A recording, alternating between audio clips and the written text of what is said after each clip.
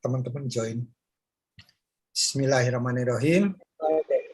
Assalamualaikum warahmatullahi wabarakatuh.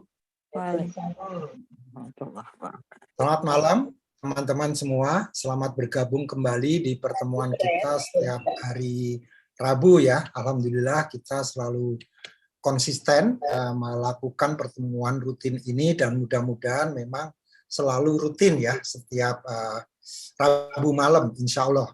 Nah, malam ini merupakan malam yang ke-110 dan seperti biasa saya akan mulai dengan beberapa introduction dulu ya, artinya supaya teman-teman yang biasa atau yang tidak sempat ya malam ini mengikuti acara Zoom, ya kita persilakan untuk melihat YouTube-nya. Nah, memang harapannya semuanya ikut Zoom sih, cuman selalu ada acara lain dan sebagainya. Baik, ini seperti sudah saya sampaikan tadi, ini adalah yang ke-110 membahas sebuah buku yang covernya saja saya sudah senang sekali ya, karena gambarnya keren banget, anak kecil sedang menulis gitu ya. Wah, ini keren banget. Dan ternyata Creating Innovators ini, The Making of Young People Who Will Change the World.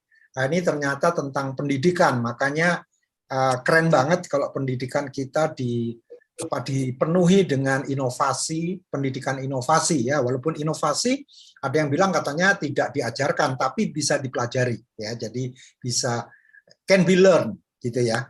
Nah, ini adalah buku-buku yang sebagian besar atau 95% atau 90% ya udah kita bahas, dan beberapa buku yang kami sudah bahas ini kategorinya banyak sekali, dari strategy and marketing, leadership, entrepreneurship, operations excellence, technology and innovation, environment, dan personal improvement ya. Jadi ini contoh beberapa buku, bukan semuanya ya yang sudah masuk dalam kategori ini, walaupun kadang-kadang kategori ini juga tidak bisa black and white gitu ya. Ada juga beberapa buku yang inovasi termasuk masuk dalam ternyata entrepreneurship gitu ya. Jadi ini banyak sekali buku-buku yang sudah kita bahas, dan memang tujuannya kita adalah membangun sebuah ekosistem di mana entrepreneur kita benar-benar menjadi entrepreneur yang unggul. Nah, ini saya coba tampilkan beberapa buku yang sudah kita bahas 3 bulan belakangan ini ya, mulai yang ke-95 sampai dengan 108, dan pekan lalu kita sudah membahas yang ke-109, yaitu Mas Arief Setiawan membahas positive intelligence. Menarik sekali, dan bahkan di grup kita, Telegram group, itu sudah ramai membahas mengenai positive intelligence, dan menyongsong buku yang akan kita bahas malam ini, yaitu yang ke-110, Creating Innovators. Dan terima kasih saya ucapkan kepada reviewer kita, Mas Iksan Fanani, dan ini pertama kali saya jumpa dengan Mas Iksan Fanani, jadi luar biasa sekali Brit ini, kita nggak kenal, akhirnya bisa kenal karena jembatannya satu buku gitu ya. Dan ini bisa dibilang ini Mas Iksan tuh baru pertama kali di Brit membedah buku ya, mungkin sudah puluhan atau ratusan kali membedah buku, tapi di Brit ini baru pertama kali. Nah, insya Allah ini juga merangsang teman-teman kita semua untuk membahas buku. Jadi jangan khawatir harus sudah berpengalaman, sering membahas buku. Enggak. Yang penting adalah Anda sudah membaca, maka silahkan membedah. Dan bisa dibilang ini sampai dengan 120 bahkan ya, itu semuanya yang masih baru-baru. Maksudnya baru di sini di Brit ya, bukan berarti baru pengalamannya, tapi di Britnya untuk membedah buku ada yang pertama kali, ada yang kedua kali, seperti yang 100 nanti Mbak Mega yang akan membahas. Nah, kemudian ini semua jadwal udah kami posting ya di grup, semuanya sudah ada, orang-orangnya juga udah terdefinisi dengan baik sampai dengan yang 123, bahkan kemarin baru dapat yang ke 124, kalau nggak salah Mas Wempi akan membahas how happiness happens. Ya, jadi selalu bergerak terus kita.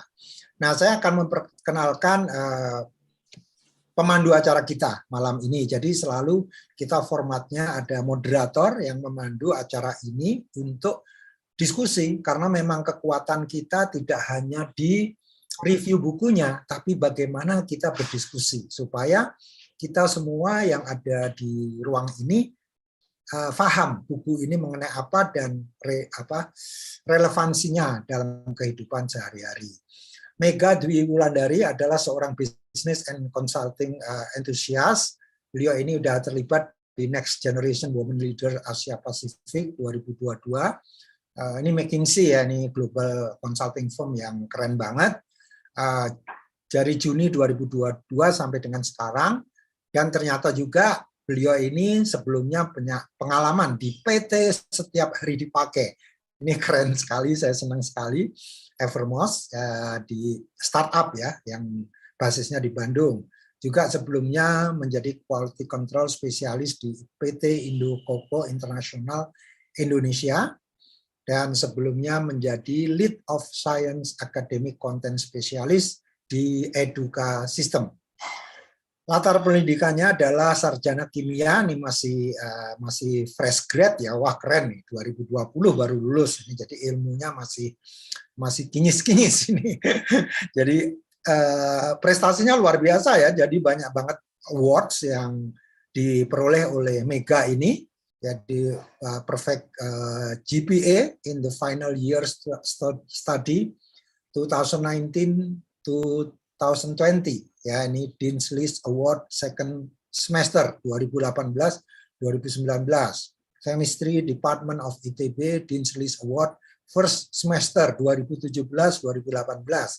Chemistry Department. Jadi di Departemen Kimia ini udah bukan orang asing lagi nih, Mega Wulandari ya. Jadi luar biasa, dan ini Mega ini akan membahas buku judulnya Rocket nanti di Brit 120, insya Allah di bulan Desember. Nah ini senang sekali Mega ini sudah menjadi moderator yang kedua kalinya ya, sekaligus ajang latihan ya Mega, bahwa nanti membedah buku jadi terbiasa ya, kita sama-sama saling belajar, jangan dilihat saya tua karena banyak pengalaman, enggak, saya juga masih belajar gitu. Jadi silahkan, pokoknya ini forum kita bersama, tidak usah takut salah ya, karena kita semua pembelajar.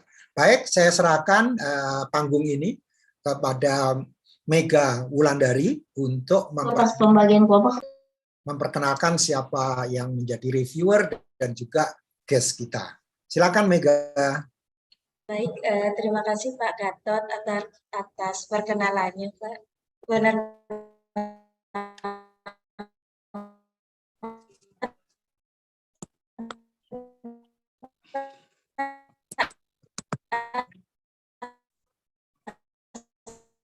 Saya lagi masih belajar nih, dan dimulai dari tahap moderasi ini Pak.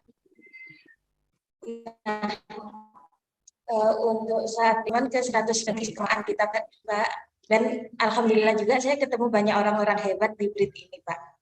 Nah, buku apa sih yang dibahas untuk Brit malam hari ini, yaitu Creating Innovator dari Tony Wagner. Nah, di sini Tony Wagner di buku Creating Innovator ini, Tony Wagner menjelaskan bagaimana seorang orang tua, guru, ataupun seorang pekerja mendidik anaknya menjadi seorang inovator. Dan saya menemukan quotes yang menarik dari Goodreads Pak di sini, yaitu play, passion, and purpose. These are the force that drive young innovator. Nah, buku ini akan dibahas oleh Pak Ihsan Fanani. Dia merupakan sarjana S1 Informatika ITB dan melanjutkan S2-nya di Informatika ITB juga. Dan selama ini hingga sekarang dia merupakan seorang programmer di PT Insan Solusi Informatika. Untuk hostnya sendiri tidak kalah menarik dengan Pak Ihsan Fanani, yaitu Bu Sri Wulandari Retno Daruwardani.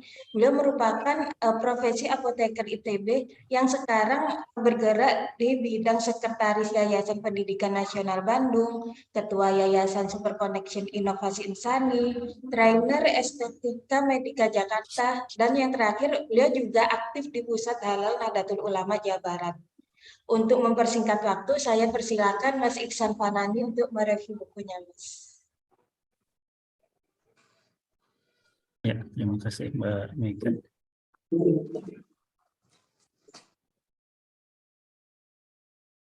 Ini bisa share screen ya? Pastinya bisa, Mas. Oh, ya. Sudah muncul? Sudah. Ya. Bagus. Ya, bismillahirrahmanirrahim. Assalamualaikum warahmatullahi wabarakatuh. Waalaikumsalam. Waalaikumsalam warahmatullahi wabarakatuh. Ya, sebelumnya terima kasih untuk Pak Gatot ya dan Mbak Mega yang sudah memberikan kesempatan untuk menyampaikan ini diskusi buku ya. Ya sebelumnya mohon maaf juga ke Pak Gatot ya, sebelumnya sudah lama sebetulnya di grup BRIT, tapi kebetulan tiap Rabu tuh ada kegiatan lain, jadi selama ini ngintip-ngintip di YouTube aja Pak, jadi nggak gabung di Zoom-nya gitu. Tapi alhamdulillah sudah banyak manfaat ya dari apa yang sudah dibedah di selama ini. Siap. Oke, sekarang yang akan dibedah ini judulnya Creating Innovator ya, karangan Tony Wagner. Ini satu buku yang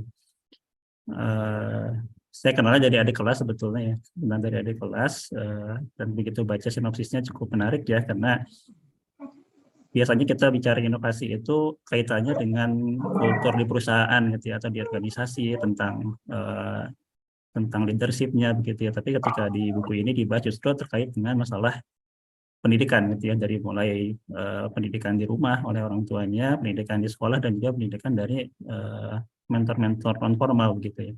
Ini cukup menarik dan cukup relate ya, karena ini terkait dengan banyak orang gitu. Karena kalau di perusahaan mungkin tidak semuanya bisa punya posisi yang sesuai gitu ya untuk melakukan inovasi. Tapi untuk pendidikan di rumah, sebagai orang tua, sebagai mentor, sebagai guru, mungkin lebih banyak yang bisa terlibat gitu untuk melakukan apa yang ada di buku ini.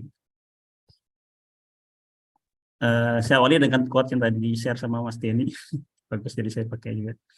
The world doesn't care what you know, what the world care about is what you do with what you know gitu ya. Jadi ini satu kritikan juga terhadap sistem pendidikan yang masih berfokus pada hafalan gitu ya. Jadi kita menilai orang atau menilai seorang murid, anak didik itu dari nilainya, dari apa yang dia hafalkan, dari apa yang bisa dijawab dari soal-soal di ujian gitu.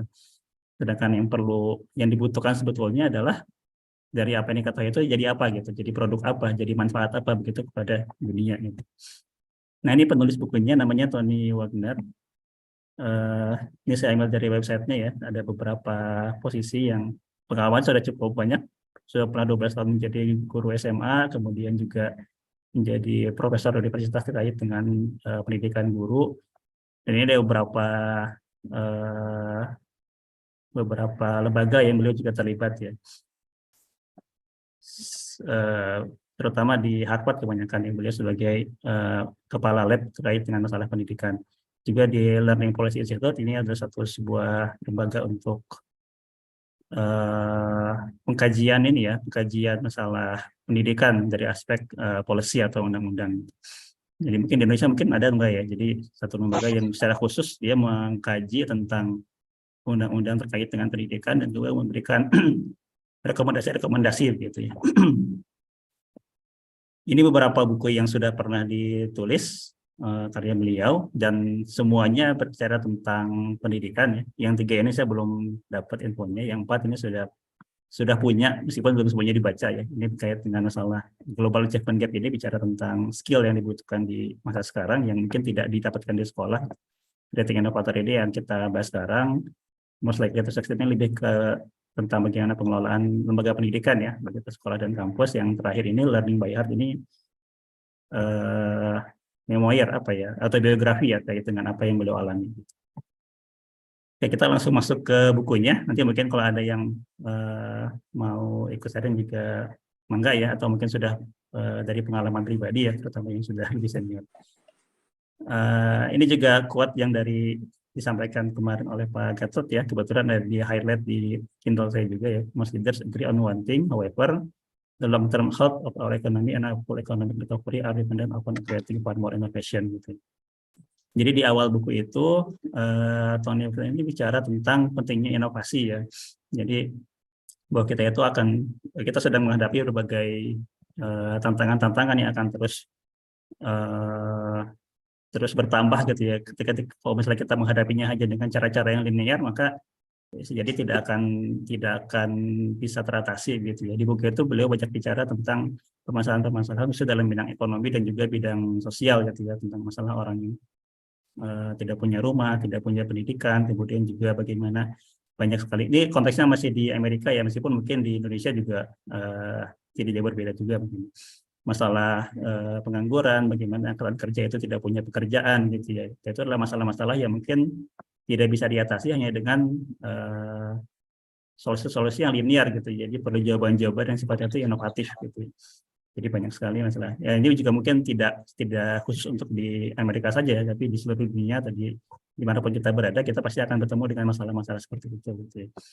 Termasuk mungkin yang dulu pernah dibahas di BRIT juga ya, masalah perubahan iklim gitu ya. Itu juga nanti perlu punya solusi-solusi yang inovatif gitu untuk menangani.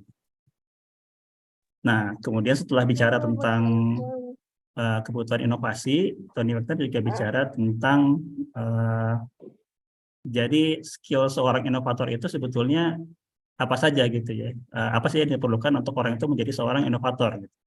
Kemudian apakah itu satu hal yang bisa dipelajari atau emang bawaan dari lahir gitu ya. Jadi itu beliau yang menjadi pertanyaan beliau ya ketika memulai buku ini gitu. Jadi apa yang membuat ada seorang apa yang bisa membuat seorang inovator muda ya yang menjadi product manager di sebuah produk pertama iPhone gitu. Ini karena salah satu topik di buku ini ada satu studi kasusnya adalah seorang ini ya product manager di iPhone versi pertama gitu. Kemudian bagaimana proses parentingnya gitu ya yang dilakukan oleh orang tua dari para inovator tersebut. Kemudian bagaimana cara mengajari mereka gitu ya, jadi sebagai guru atau sebagai mentor gitu. Kemudian juga yang keempat apa saja yang berpengaruh dalam kehidupan seorang inovator gitu ya. Jadi yang terakhir itu kalau misalnya kita lihat lebih dekat dalam kehidupan sehari-hari, kira-kira apa yang bisa kita pelajari gitu.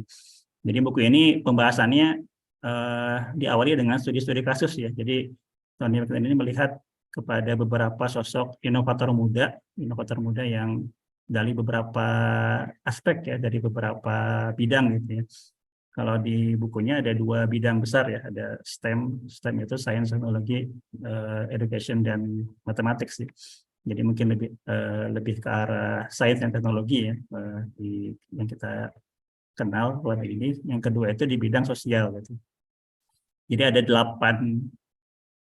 ada beberapa sudut pandang. Yang pertama itu dari sudut pandangnya seorang inovator itu sendiri.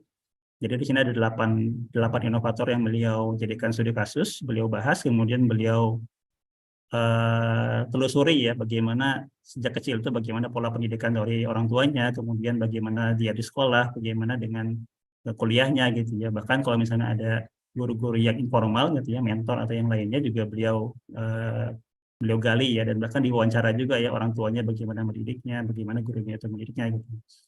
Nah, itu yang pertama seperti itu. Yang kedua juga beliau mengkaji dari sudut pandang pendidik ya. Jadi ada juga beberapa orang guru yang beliau wawancarai juga terkait dengan bagaimana mereka menanamkan jiwa inovator ini ke murid-murid didiknya begitu. Dan tidak cuma itu, tapi juga bagaimana tantangan yang dihadapi gitu ya, karena ternyata tidak mudah ya dalam satu sistem yang sudah ya belum ke arah inovasi, kemudian para guru ini kemudian membuat langkah-langkah yang agak berbeda gitu dari kebanyakan orang. Kemudian yang terakhir itu bagaimana inovasi dari sudut pandang lembaga pendidikan gitu ya, dari mulai sekolah kemudian juga kampus ya. Jadi baik guru-guru atau dosen-dosen yang dia emang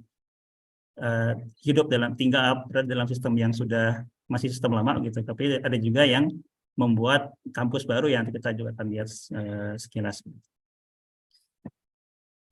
Ini juga satu hal ya yang menjadi dasar hipotesis beliau ya terkait dengan bagaimana seorang inovator itu kemudian bisa menumbuhkan sikap mental inovasi tadi. Jadi ini diambil dari satu tulisannya di Harvard ya, ada satu artikel, saya lupa cantumkan penulisnya ya. Jadi ini tentang kreativitas ya. Jadi bagaimana cara membunuh kreativitas ya, kalau judul artikelnya itu sebelumnya. Yang ini beliau jadikan referensi. Tapi kalau di buku Tony Wilkinson itu di tengah ini, creativity ini beliau kasih kurung ya, inovator gitu ya. Jadi ada beberapa skill, beberapa kompetensi yang dibutuhkan untuk kemudian bisa menghasilkan yang namanya kreativitas atau inovasi ya, kalau di buku dituliskannya. Yang pertama itu ada expertise, jadi ada keahlian ya. Jadi kalau kita nggak punya apa-apa ya nggak bisa menghasilkan apa-apa gitu. Jadi perlu ada keahliannya, kemudian juga perlu ada creative thinking skill ya. Jadi kemampuan untuk berpikir secara kreatif, berkolaborasi, berinteraksi dengan orang, kemudian juga menggabungkan atau mengintegrasikan dengan beberapa multidisiplin ilmu gitu. Jadi kalau misalnya cuman keahlian biasa, mungkin hasil yang dihasilkan ya hanya sekedar ini saja ya, hanya hasil-hasil yang linear ya sama dengan sebelumnya. Tapi kalau ada creative thinking, maka akan jadi satu hal yang inovatif gitu nantinya. Kemudian yang menurut beliau paling penting di sini adalah motivasi ya. Jadi kalau misalnya motivasinya itu sudah muncul, maka akan mudah orang itu kemudian untuk menumbuhkan yang namanya expertise-nya ya, dan juga creative thinking. Nah, motivasi ini yang kemudian beliau sarikan menjadi 3 poin ini ya, 3 poin yang menjadi mungkin gagasan besar yang beliau bawa itu ya. Jadi play, passion, dan purpose. Jadi bagaimana dari motivasi. Motivasi ini satu hal yang menurut beliau agak tricky ya, bagaimana menumbuhkannya gitu. Dan ya ternyata memang ada 2 jenis motivasi ya, ada motivasi yang sifatnya itu ekstrinsik, ada motivasi yang sifatnya intrinsik ya. Yang intrinsik adalah yang kemudian bisa menumbuhkan yang tadi ya, jiwa-jiwa inovator tadi gitu. Jika orang itu kemudian membiasakan diekspos kepada 3 hal tadi ya, play, passion, dan purpose gitu. Jadi kuncinya itu ada di motivasi. Nanti di buku ini juga akhirnya dipakai hampir di semua aspek ya. Jadi ketika bicara tentang inovator, juga beliau bicara tentang play, passion, purpose ini. Ketika bicara tentang sekolah juga sama, ketika bicara tentang guru juga sama gitu. Ini mungkin bisa jadi bahan kajian juga ya, apakah memang itu jadi satu hal yang tepat atau mungkin ada jawaban lain ya tentang bagaimana seorang itu kemudian menemukan juga inovasinya. Nah, beliau memberikan sampelnya itu ada 8 orang inovator ya. Cuma saya nggak akan bahas semuanya karena pertama lupa, kedua juga mungkin waktunya nggak begitu banyak. Jadi ini yang pertama, ini satu contohnya adalah satu inovator yang tadi dibahas ya, dari seorang yang pertama kali join kepada tim pertama yang membangun iPhone ya. Jadi satu produk yang tentu sangat inovatif ya. Jadi ketika di masa-masa orang masih pakai HP yang pakai tombol gitu ya, pakai tangan, di masa itu kemudian sudah muncul iPhone yang bisa touchscreen gitu ya, itu satu hal yang inovatif. Cuma ini yang menarik mungkin kisah hidupnya ya, yang beliau sampaikan di buku tersebut gitu. Jadi yang pertama ini namanya Kirk Phelps, mudah-mudahan nggak salah baca. Jadi beliau ini ya mungkin seperti anak kebanyakan ya, melihat tinggalan orang tuanya. Mungkin yang agak berbeda itu ya beliau menarik yang di atas ini ya. Jadi beliau tuh dari sekolah SMA-nya drop out karena keterima di Stanford, tapi dari Stanford juga drop out juga ya karena masuk ke Apple gitu. Jadi nanti kita lihat bahwa ternyata orang tuanya tidak mempermasalahkan gitu ya dengan hal seperti ini. Mungkin orang tua zaman sekarang mungkin udah ditahan-tahan atau dimarah-marahin.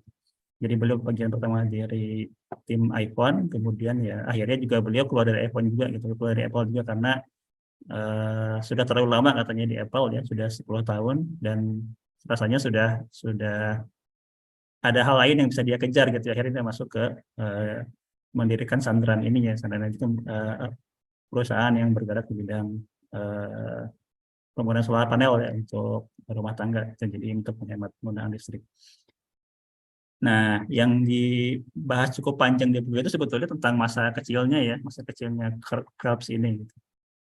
Dan nanti juga di beberapa tokoh yang lain juga sama ya, sebetulnya dibahas tentang masa kecilnya seperti apa, bagaimana sekolahnya, bagaimana kuliahnya gitu ya, dan bagaimana pekerjaannya, dan kemudian dicari benang merahnya ternyata kemiripannya atau kesamaannya apa gitu yang menjadikan mereka itu menjadi sosok yang bisa berinovasi gitu. Nah, ini ada beberapa poin ya yang ketika ditanyakan kepada kedua orang tuanya itu tentang bagaimana pola pengasuhan atau pola pendidikannya gitu. Yang pertama, sebetulnya bukan poin-poin ya, pokoknya cerita aja gitu. Jadi yang pertama itu terkait dengan masalah ada waktu-waktu atau ada aturan-aturan yang diterapkan gitu ya, terutama yang cukup ketat itu masalah ini ya, masalah waktu baca, masalah screen time ya, bagaimana mengakses gadget dan lainnya, dan juga masalah struktur. Tapi di luar itu sebetulnya tidak seketat itu gitu ya, makanya banyak sekali waktu-waktu yang bisa digunakan oleh anaknya ini ya, Kertops ini, untuk melakukan aktivitas-aktivitas yang tidak terstruktur ya, tidak diarahkan gitu ya. Jadi orang tuanya itu bukan orang tua yang mengatur seluruh waktu anaknya gitu ya, jadi harus ikut kursus apa, harus ikut tes apa gitu ya, tapi justru banyak memberikan waktu untuk anaknya itu melakukan eksplorasi gitu ya. Dan eksplorasi ini ya bentuknya bisa jadi macam-macam ya, jadi bisa dari baca buku ya, karena orang tuanya juga seorang yang suka mengkoleksi buku-buku ini ya, tentang para orang-orang kreatif ya kalau nggak salah. Jadi itu juga yang dibaca oleh Kerk ini ya. Jadi di luar dari bacaan-bacaan yang ditugaskan di sekolah, yang dibaca adalah yang tadi ya punya orang tuanya. Kemudian juga bermain di luar. Mungkin satu permainan yang sering disebutkan ya. juga ini ya. Nanti Pak Uri tak. Misalnya Lego ya. Lego itu kan jadi mainan yang mungkin cukup populer ya kalau di barat. Itu juga satu hal yang dijadikan waktu ini ya, tidak terstrukturnya. Kemudian juga main keluar ya, main ke manjat pohon, main di taman dan lain-lainnya. Itu satu hal yang jadi di masa kecil itu ada waktu-waktu yang diberikan oleh orang tuanya kepada anak ini untuk melakukan eksplorasi gitu ya. Jadi tidak full diatur gitu ya waktunya gitu. Tapi tetap ada aturan-aturan yang ditetapkan oleh orang tuanya ini. Jadi dari mulai tadi ya. Jadi beliau itu dikasih waktu baca mungkin minimal 1 hari 1 jam gitu ya kalau tidak salah ya. Jadi ada waktu khusus untuk membaca, dan yang dibaca ya apa yang dia sukai aja gitu ya, apa yang menjadi minatnya dia, apa yang dia gemari gitu. Nah, Kerk ini awalnya tuh dia ingin fokus di sains sebetulnya ya, dia merasa dirinya itu orang sains gitu, tapi ternyata kemudian begitu masuk kampus ya ke Stanford, akhirnya beliau malah milih ke komputer sains ya, karena beliau masih bingung ya mau membuat apa. Akhirnya ya beliau ambil komputer sains yang mungkin nanti bisa dibuat untuk memproduksi berbagai macam hal gitu ya, dari komputer sains ini gitu. Tapi begitu masuk ke komputer sains ini ternyata Kerk ini juga sebetulnya nggak terlalu ini juga ya, tidak terlalu passion juga ya kalau bahasa kita ini. Nah, beliau itu baru menemukan passion itu ketika ada satu kelas, ada satu kuliah yang judulnya itu Smart Product Design ya, yang diampu oleh Ed Carrier ini. Saya coba googling ternyata cukup terkenal juga ya, jadi kuliahnya ini. Jadi di kuliah ini itu kuliahnya jadi sifatnya itu project ya, hands on ya. Jadi ada satu permasalahan yang itu harus diselesaikan oleh mahasiswa secara berkelompok. Jadi bikin tim-tim, kemudian juga ada satu masalah yang itu solusinya itu dilakukan oleh satu tim yang timnya itu beda-beda gitu ya, beda-beda kemampuannya, beda-beda keahliannya gitu ya. Ada yang dari computer science, ada yang dari elektro, ada yang dari mesin gitu ya kalau di teknik itu. Dan permasalahannya pun akhirnya cukup unik ya. Jadi misalnya memancing kepiting gitu ya, mancing kepiting gitu, bagaimana supaya setelah kantongnya itu penuh kemudian bisa dibawa ke darat kemudian ditampung gitu. Jadi ada beberapa masalah-masalah yang real gitu ya, masalah-masalah yang real, masalah-masalah yang benar-benar ada, dan itu benar-benar dicarikan solusinya, benar-benar dibuat produknya gitu ya, dan itu harus diselesaikan dengan banyak orang yang berbeda-beda kemampuannya, berbeda-beda keahliannya gitu ya. Jadi ini yang menurut beliau itu jadi satu kelas yang masih keingat sampai sekarang gitu. Jadi masih yang menurut beliau jadi satu hal yang cukup membantu beliau gitu. Yang akhirnya pengalaman menjadi pengelola tim tersebut juga jadi satu hal yang mendorong beliau jadi ini ya, product manager di Apple ya, bicara tentang iPhone tadi itu. Nah, jadi ya uniknya ketika ditanya tentang masa-masa sekolah, masa-masa kuliahnya itu, ya beliau nggak banyak nggak banyak ingat ya, yang paling ingat cuma itu aja, cuman kelas itu ya, smart pendapisan tadi itu. Ini cukup menarik. Jadi sekian tahun kuliah itu ternyata yang nempel ya itu aja gitu. Luar biasa. Ya itu satu satu contoh ya ke ini. Jadi dari masa kecilnya seperti itu, jadi pengasuhan orang tuanya diberikan banyak waktu untuk melakukan eksplorasi, dan orang tuanya juga sangat mendorong ya tentang apa yang beliau minati ya. Jadi kalau di buku itu disebutkannya ya orang itu tidak mempersalahkan apa yang apa yang dia sukai gitu, tapi yang dipermasalahkan bagaimana proses untuk menjadikan itu suatu hal yang menjadi passionnya dia gitu. Jadi nggak penting apa passionnya, tapi yang penting ada passion yang dikejar gitu. Jadi orang tuanya ketika Kirk ini pun dia DO dari sekolah ya nggak masalah gitu, karena masih dalam konteks untuk mengejar passion yang tadi gitu. Kemudian ketika drop out lagi dari kuliah juga sama gitu. Jadi orang tuanya tidak memperlakukan lagi itu sebagai trofi ya, jadi bukan harus lulus harus S1 misalnya, harus punya gelar gitu, enggak seperti itu. Jadi ini satu bentuk dukungan orang tua yang cukup mendorong juga ya Kirk ini kemudian untuk menjadi seorang yang dianggap inovator di sini. Nah itu contoh kisahnya ya. Jadi sebenarnya ada beberapa orang dan case-nya juga macam-macam ya. Cuma itu mungkin lebih enak dibaca sendiri, nanti kalau mungkin di grup sudah pernah ada yang share berikutnya. Ada yang berinovasi di bidang aplikasi ya, jadi membuat aplikasi Autodesk yang kemudian itu aplikasi itu bisa mengukur seberapa impact terhadap lingkungannya gitu ya, tergantung dari material yang digunakan gitu. Mungkin kalau ada yang pernah bikin desain bangunan gitu ya, orang sipil atau orang arsitektur ya, jadi bisa kelihatan ya, jadi ketika menggunakan material tertentu punya dampak pada lingkungannya seperti apa gitu. Jadi ada beberapa aplikasi ini. Ada juga yang mungkin punya inovasi di bidang sosial ya. Jadi kalau di bidang STEM itu, di bidang IT itu mungkin bikin produk tertentu atau bikin satu aplikasi gitu ya. Kalau di sosial ini ya membuat perubahan gitu ya. Dan ini juga ada misalnya ada 3 orang ya contoh yang disampaikan di buku itu gitu. Jadi ada yang inovasi itu di bidang ini ya. Ya kayaknya enggak.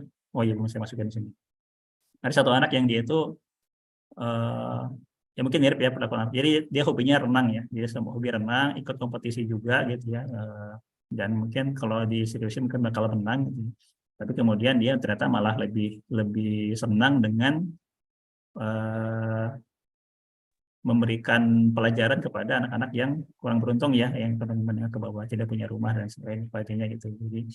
Jadi ilmu renangnya itu dia gunakan untuk mengajari anak-anak tadi gitu ya, supaya tidak ada terjadi kecelakaan renang dan lainnya. Ya, ada yang seperti itu. Tapi itu pun sama ya, jadi orang tuanya sangat mendukung, orang tuanya juga tidak mempermasalahkan, selama itu masih mengejar apa yang dicita-citakan.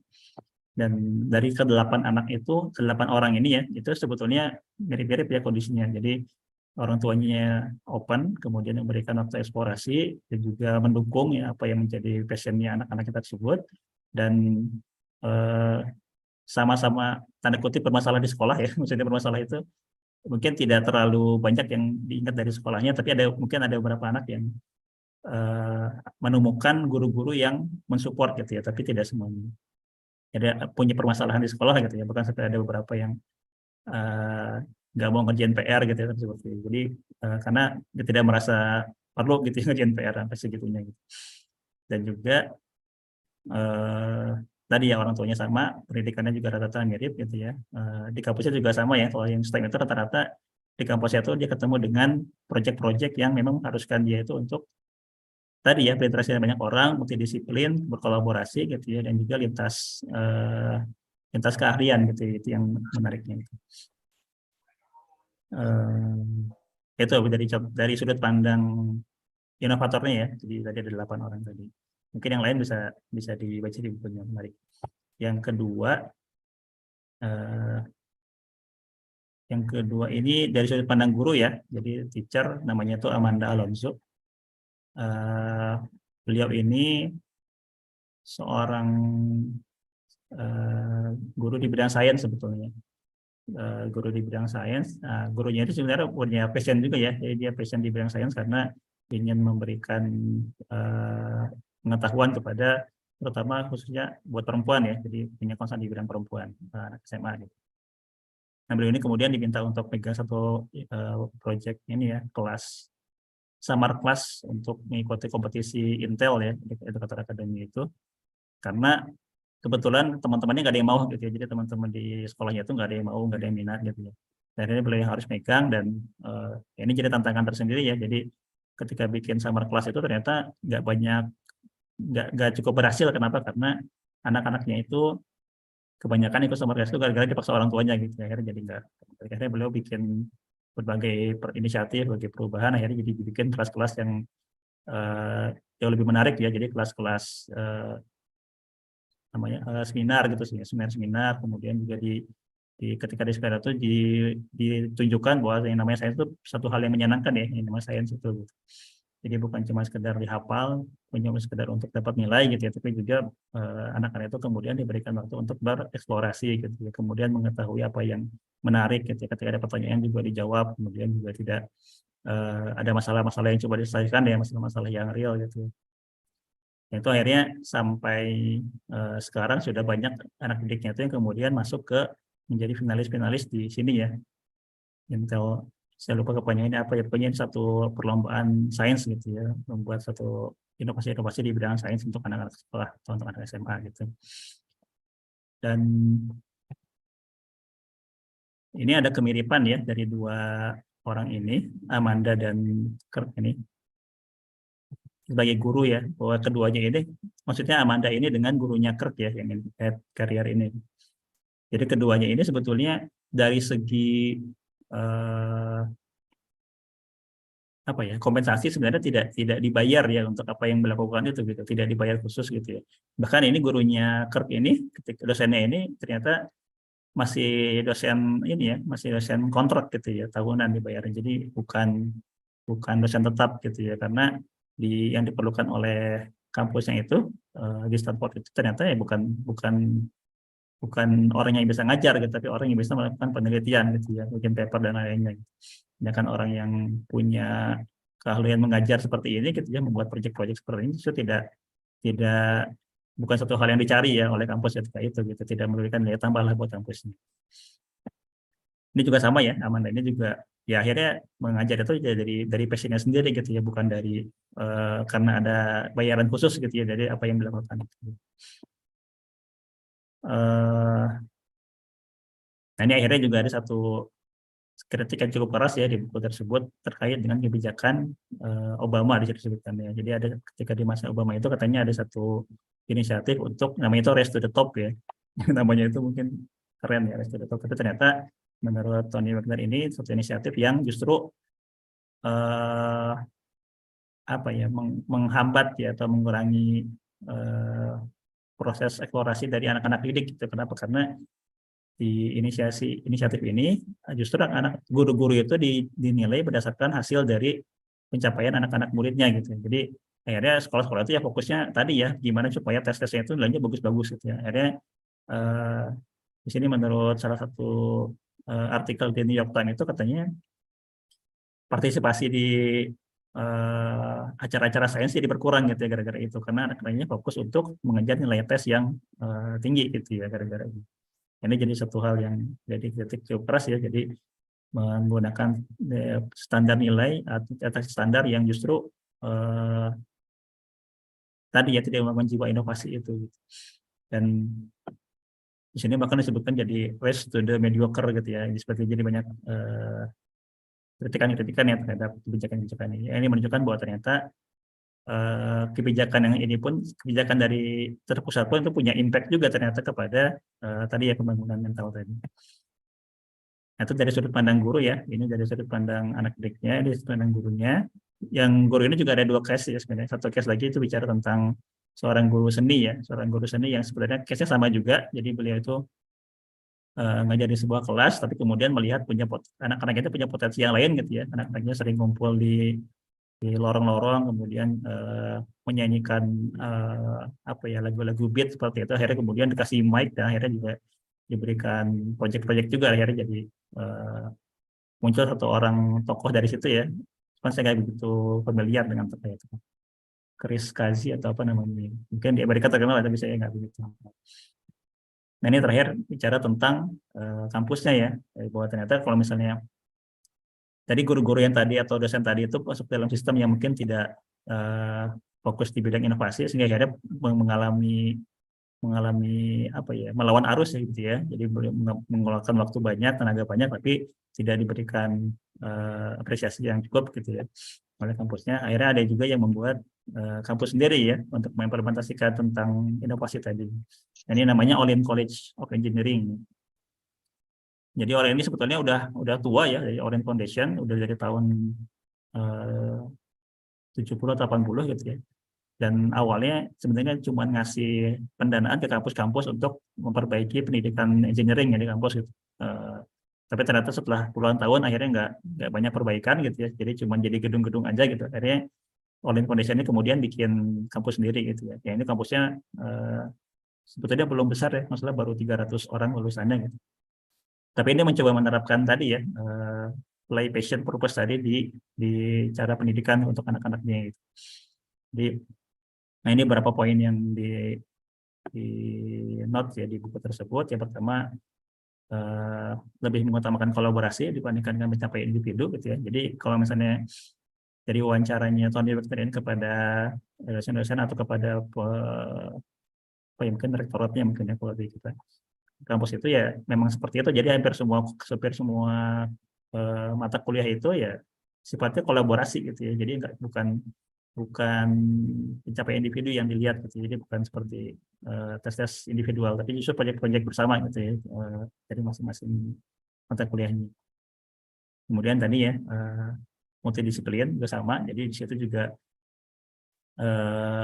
satu kuliah itu bisa jadi berhubungan dengan kuliah yang lain gitu ya di mata kuliah yang lain. Dan itu bukan cuma sekedar di kuliahnya saja, tapi juga di manajemennya juga gitu ya. Jadi ketika satu program studi itu pengen membuat satu kolaborasi dengan program studi yang lain tuh dipermudah gitu ya, memang ada proyek seperti itu. Jadi nggak ada barrier gitu ya ketika misalnya di satu fakultas pengen kolaborasi dengan fakultas yang lain. Jadi, kemudian yang ketiga ada trial dan error ya. Jadi kalau misalnya di ujian-ujian yang hanya hafalan mungkin ya nggak ada resikonya ya. Jadi soalnya sudah ada, jawabannya sudah ada gitu ya. Kalau sama ya berarti benar gitu ya, kalau salah berarti beda gitu. Kalau misalnya ini kebanyakan seperti itu project based dan membuat solusi untuk satu permasalahan, ketika permasalahannya belum selesai ya akhirnya dibuat iterasi-iterasi berikutnya gitu ya. Jadi trial dan error gitu sifat. Jadi bukan yes no gitu ya, bukan benar salah gitu jawabannya. Kemudian ini yang mungkin pernah disinggung jadi grup ya, consuming plus creating. Jadi bukan cuma sekedar mendengarkan, bukan cuma sekedar mencatat, menghafal, ya, tapi juga membuat sesuatu ya dari apa yang anak-anak itu dipelajari di kampusnya atau di mata kuliahnya tersebut.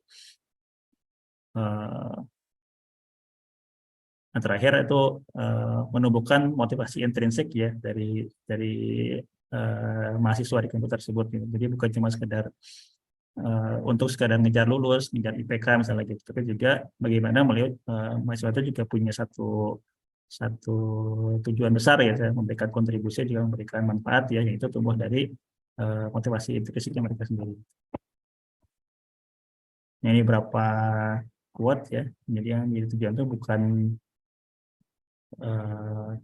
tujuannya itu adalah untuk menyelesaikan masalah gitu ya, jadi menghasilkan kemampuan atau kompetensi untuk menyelesaikan masalah gitu, membuat produk dan menghasilkan pengetahuan baru.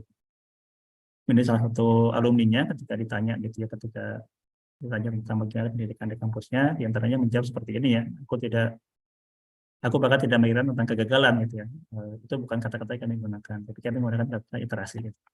Jadi berulang terus gitu, jadi nggak sekedar nggak ada kata gagal gitu di situ.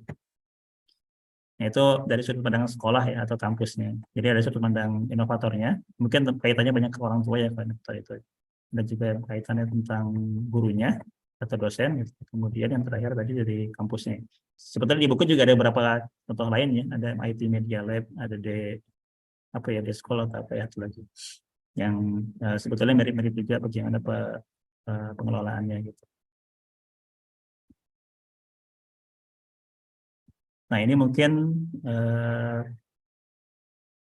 terakhir ya, kesimpulannya ya, yang beliau sarikan ya dari wawancara yang melakukan kepada tadi ya ke 8 orang tua inovator tadi, kemudian juga ke beberapa tokoh atau beberapa tokoh yang bidang inovasi di perusahaan-perusahaan gitu ya, jadi diwawancara juga oleh beliau.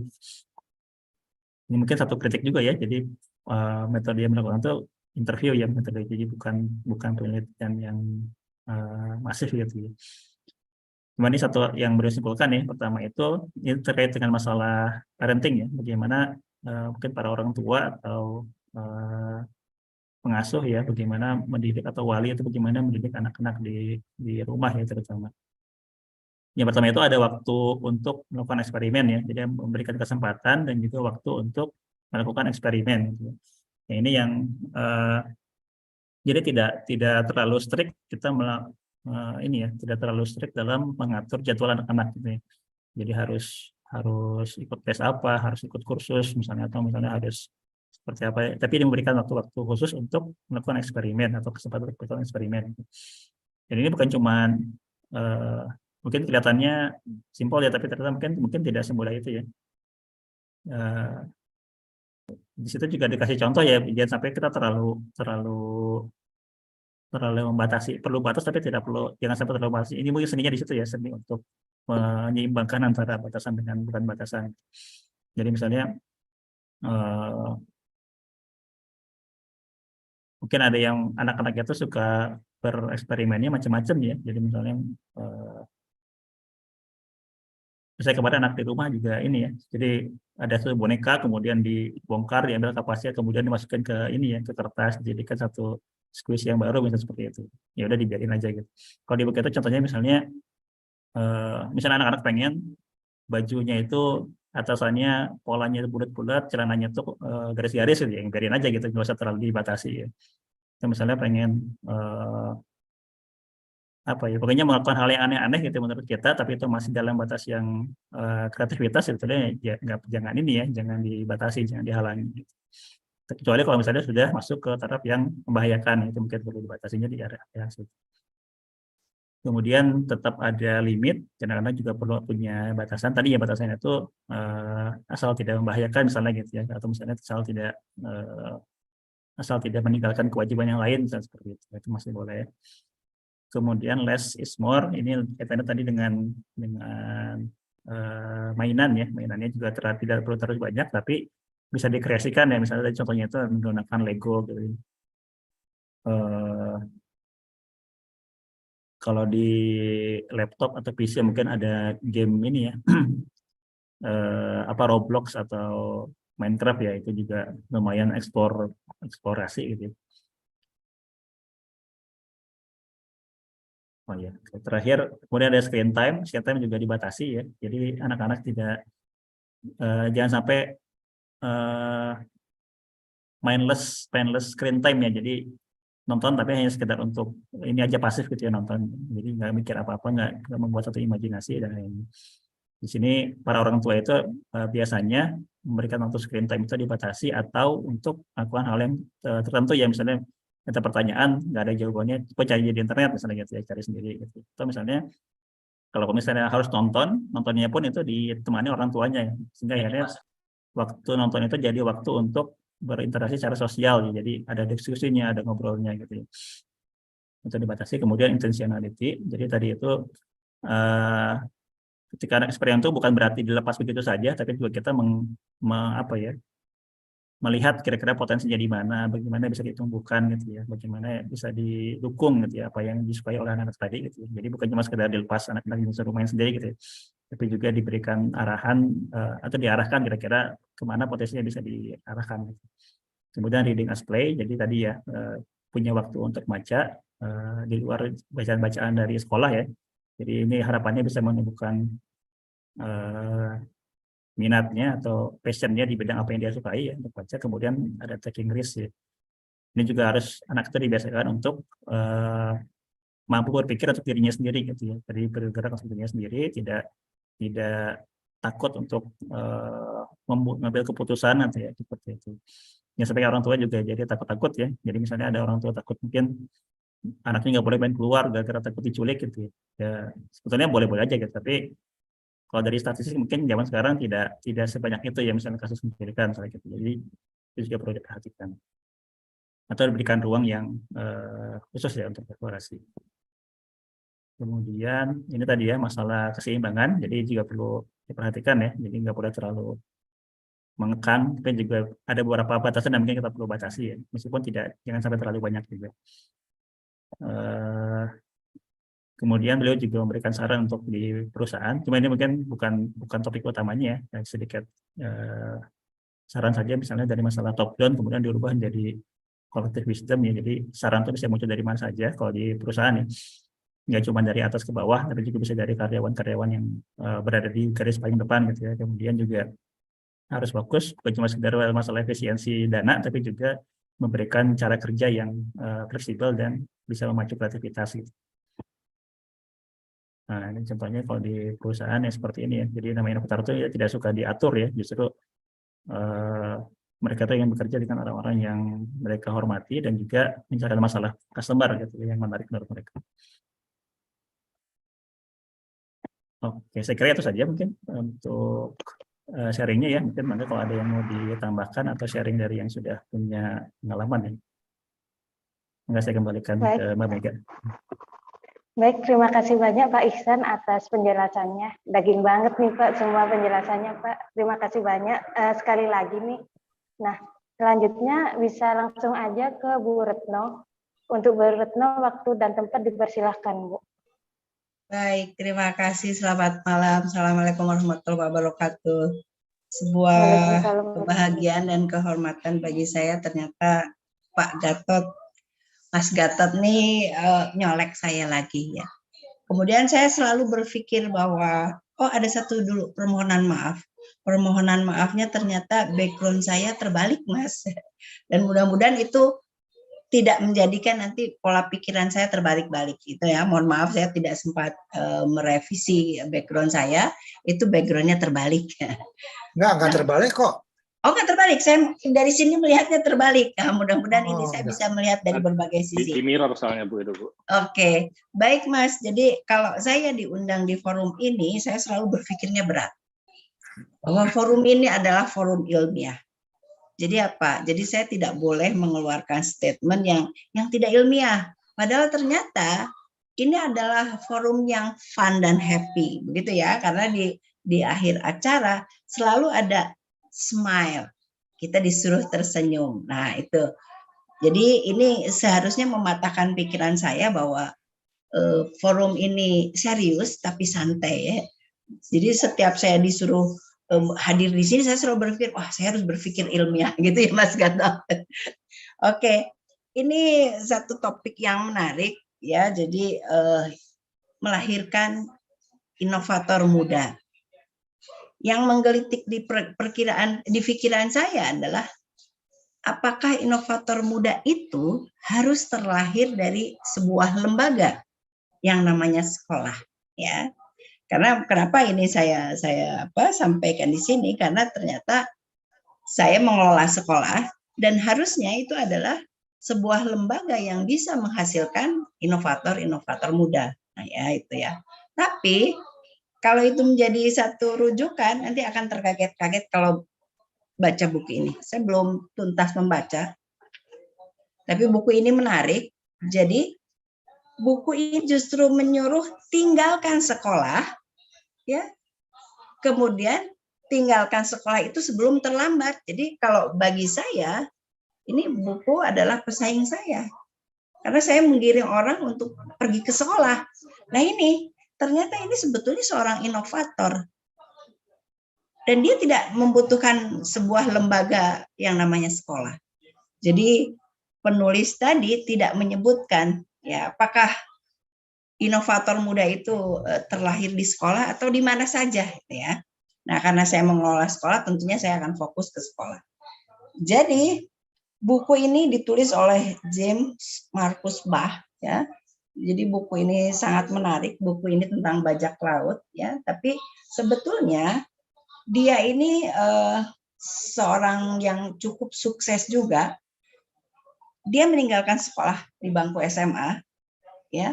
Kemudian dia belajar secara otodidak dan menjadi manajer di Apple Computer. Nah, ini jadi ini perlu dibaca juga, hanya kebetulan serinya seri ini seri Indonesia. Jadi tinggalkan sekolah sebelum terlambat. Nah, ini ya. Jadi itulah. Kalau tadi yang dibahas, saya mohon maaf juga saya tidak menyiapkan dalam bentuk file yang ditampilkan. Jadi mudah-mudahan tidak membosankan saya bicara dengan menampilkan wajah saya. Jadi kalau tadi yang disampaikan, saya lebih berpikir bahwa untuk menghasilkan seorang inovator tentunya juga kita harus melihat bahan bakunya. Bahan bakunya itu adalah individu. Individu itu adalah berarti seorang insan.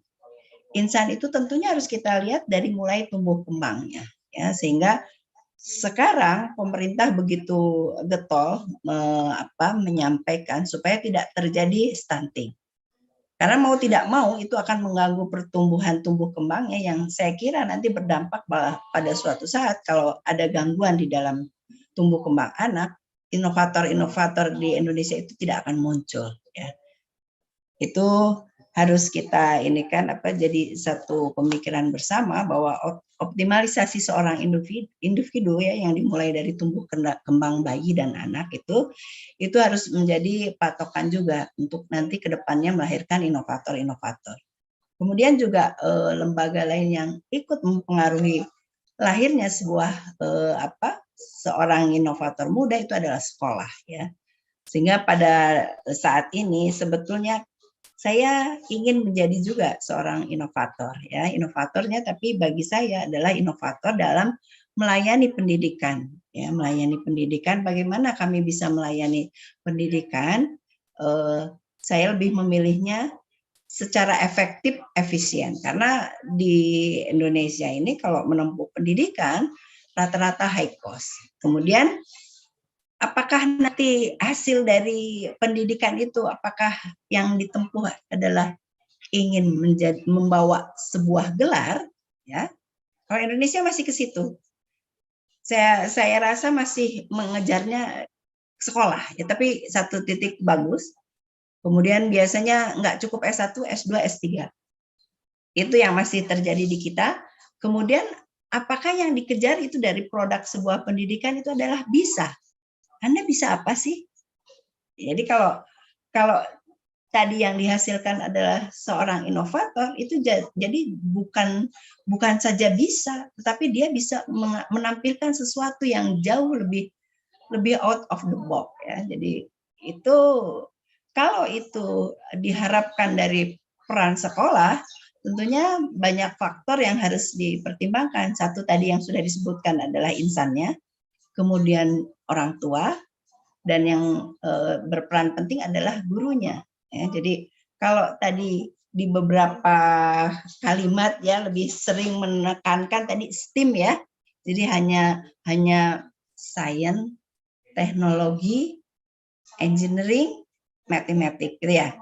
Di situ ada satu huruf yang tertinggal, ya, karena saya sempat dikomplain kenapa unsur A-nya tidak dimunculkan, ya. Jadi di dalam inovasi tertentu itu kalau kita ingin menekankan lebih ke arah pengembangan yang tadi, science, teknologi, engineering, art-nya yang jangan ditinggal, ya. Kalau kita lihat di beberapa tulisan bahwa untuk menggali sebuah kecerdasan itu sebetulnya manusia itu punya 8 jenis kecerdasan. Ya, satu kecerdasan spasial, kemudian kecerdasan linguistik, yang berikut kecerdasan interpersonal, musikal, natural, interpersonal, logika matematik, dan kinestetik. Jadi logika 8 kecerdasan itu juga harus mensupport untuk melahirkan inovator yang muda. Jadi ini komponen ini nggak bisa lepas untuk menghasilkan inovator Indonesia masa depan. Itu perlu jadi bahan baku kita. Ada satu hal yang menurut saya cukup miris juga. Kebetulan saya sekolah di farmasi. Sebelum di farmasi saya itu sekolah sempat masuk ke UPI. Kemudian ada satu pemberontakan di dalam diri saya. Kalau saya mendapatkan masukan yang hanya begitu-begitu saja dari sebuah lembaga pendidikan yang calon menjadi pendidik, itu saya merasa berontak, saya merasa kurang itu. Sehingga saya berpikir tempat mana lagi yang bisa memberikan bekal saya lebih, tetapi saya mampu untuk mentransfer ilmu saya dengan servis yang jauh lebih baik. Gitu. Maksudnya servis itu adalah transfer knowledge-nya bukan hanya memindahkan isi kepala tentang materi yang akan saya sampaikan kepada anak didik. Sehingga disitulah saya akhirnya dari satu kampus pindahlah ke ITB. Kemudian saya memilih bidang farmasi dengan satu catatan, jika suatu ketika saya turun lagi menjadi seorang guru, saya harus siap. Karena itu sudah menjadi niat saya. Satu hal yang ini berkembang di kefarmasian saya adalah me to product. Jadi ternyata di dalam pengembangan keilmuan tentang kefarmasian dan lain sebagainya, Indonesia itu masih me to product. Jadi inovasinya belum terbentuk. Ini pertanyaannya, bagaimana nanti lembaga atau kampus-kampus itu bisa menghasilkan orang-orang yang inovasinya bisa dimanfaatkan. Jadi karena sampai sejauh ini ternyata kita masih seperti itu. Tapi bukan mengkecilkan ya, saya kira masih belum tersebut orang-orang yang sebetulnya punya karya inovasi dari dalam negeri. Tapi ini sebuah colekan untuk kita bahwa dengan kata me to product, artinya sebenarnya kita di bidang kefarmasian belum muncul inovasinya, inovatornya belum ada. Mudah-mudahan berikut adalah sebuah revolusi yang besar-besaran sehingga nanti bisa menghasilkan inovator-inovator bukan hanya di bidang kefarmasian, juga di bidang-bidang lain. Tapi tadi Mbak Mega saya kira juga luar biasa ya, sudah menghasilkan banyak karya dengan usia yang masih sangat belia. Sedangkan saya mungkin kolonial ya. Jadi tadi kalau sudah membahas tentang anaknya, berarti yang berikut adalah komponen gurunya.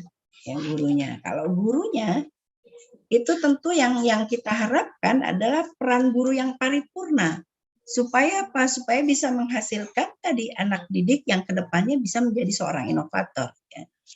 Nah, beberapa peran guru yang perlu kita tekankan, karena ini tadi bahwa beliau penulis buku adalah seorang guru ya, seorang guru, tapi dia juga memiliki pandangan yang cukup besar untuk inovasi generasi muda ya. Jadi peran guru itu sebetulnya kalau di beberapa tulisan ini ada kurang lebih 5 peran yang harus diperankan oleh seorang guru. Yang pertama itu adalah guru sebagai pengajar, kemudian guru yang berperan sebagai pembina adab, kemudian yang ketiga itu adalah guru sebagai orang yang mengajarkan suatu ilmu kepada peserta didik. Jadi diharapkan guru ini bisa mengajarkan ilmu, tetapi dia juga bisa menstimulasi bagaimana keilmuan itu bisa disampaikan kepada anak atau kepada peserta didik, kemudian peserta didiknya bisa mengolahnya menjadi lebih dia pahami dan menghasilkan suatu karya inovasi. Ya. Kemudian yang peran keempat itu adalah guru sebagai penasehat bagi peserta didik. Dan yang terakhir adalah peran guru sebagai model untuk peserta didik. Jadi dia figur model dari peserta didik. Nah, itu mungkin beberapa hal yang terkait dengan inovasi yang tentunya dilahirkan di sebuah lembaga pendidikan. Nah, tapi kalau sekarang dengan adanya kurikulum yang merdeka, saya kira itu lebih luas untuk bisa menghasilkan generasi muda yang inovatif, karena kalau kita lebih leluasa mengimplementasikan kurikulum merdeka, sebetulnya kita bisa memilih. Jadi Indonesia ini saya rasa masih terlalu semua diajarkan, sementara mengerucutnya nanti ujungnya misalnya sesuai minat anak dan bakat minat dan bakat anak itu sebetulnya mulai dari dasarnya terlalu banyak yang diajarkan. Jadi saya kira dengan kurikulum merdeka harusnya bisa memilihkan sesuai dengan potensi anak, lalu kedepannya diarahkan ke arah yang mana. Jadi itu sebuah hal yang saya rasakan di dunia pendidikan. Jadi yang lebih saya tekankan ke depan adalah karena basically-nya adalah tadi mengelola pendidikan, saya ingin lebih menjadi sekolah yang berinovasi di dalam melayani pendidikan. Jadi, sehingga diharapkan dengan begitu pendidikan yang yang otomatis pendidikan yang bagi anak didik yang bersekolah di tempat saya gitu ya, saya ingin mengefektifkan waktu kemudian dana. Jadi bahwa ternyata pendidikan itu harus high cost itu sebetulnya harus bisa kita patahkan. Kalau apa? Kalau inovasi di dalam pelayanan pendidikan bisa kita kedepankan. Karena bolehlah sampai saat ini bisa dilihat berapa kos yang ditanamkan oleh seorang orang tua bagi anaknya untuk mendapatkan pendidikan yang sesuai dengan harapannya. Itu biasanya sudah didesain sedemikian rupa mulai dari tingkat SD bahkan PAUD dia sudah menghasilkan biaya yang saya kira kalau golongan yang menengah ke atas pasti high cost yang dikeluarkan. Boleh dilihat masuk ke bidang PAUD saja itu sudah harganya sudah menurut saya sudah ya sangat fantastis sekali ya. Sampai di jenjang pendidikan tinggi Indonesia masih juga dengan high cost. Sehingga itu menjadi sebuah keprihatinan seharusnya bagaimana layanan pendidikan itu berinovasi tetapi menghasilkan tadi insan yang inovator tetapi biayanya efektif kemudian waktunya juga efisien. Satu hal yang sedang saya lakukan, saya nyebutnya kurikulum merdeka sekali. Jadi saya menyampling jadi satu anak, kemudian dia tidak tinggal di sekolah saya, tapi dia bebas untuk menentukan pilihan pelajaran apa yang dia mau. Sehingga sang anak sekarang itu usianya kalau di saya itu berarti masih kelas 7. Namanya tertampil di data kami, tetapi dia menempuh pendidikan yang beragam. Dia ingin menguasai matematik, dia belajar matematika di tempat tertentu dalam tempo 3 bulan. Dia ingin menguasai bahasa Inggris, dia pergi ke Pare. Dia ingin menguasai bidang multimedia, dia pergi ke tempat lain. Nah ini sedang kami jadikan piloting project ya. Jadi saya sebutnya kurikulum merdeka sekali. Jadi betul-betul memberikan keleluasaan dengan harapan bahwa si anak ini punya cita-cita ke depannya menjadi seorang data analis dan kemudian dia ingin berkuliah di kampus yang paling ngetop di Amerika.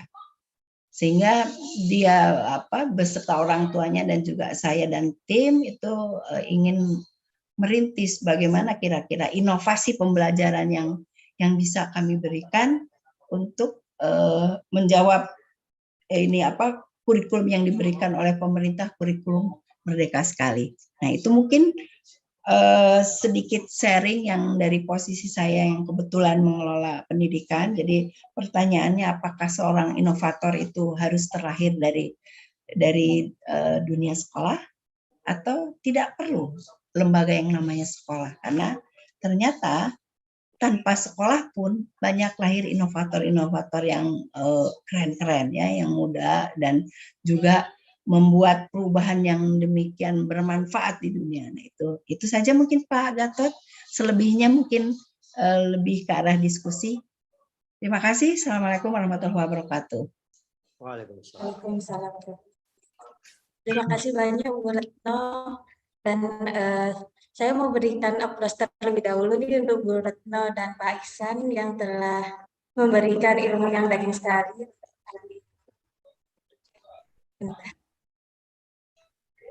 Freezing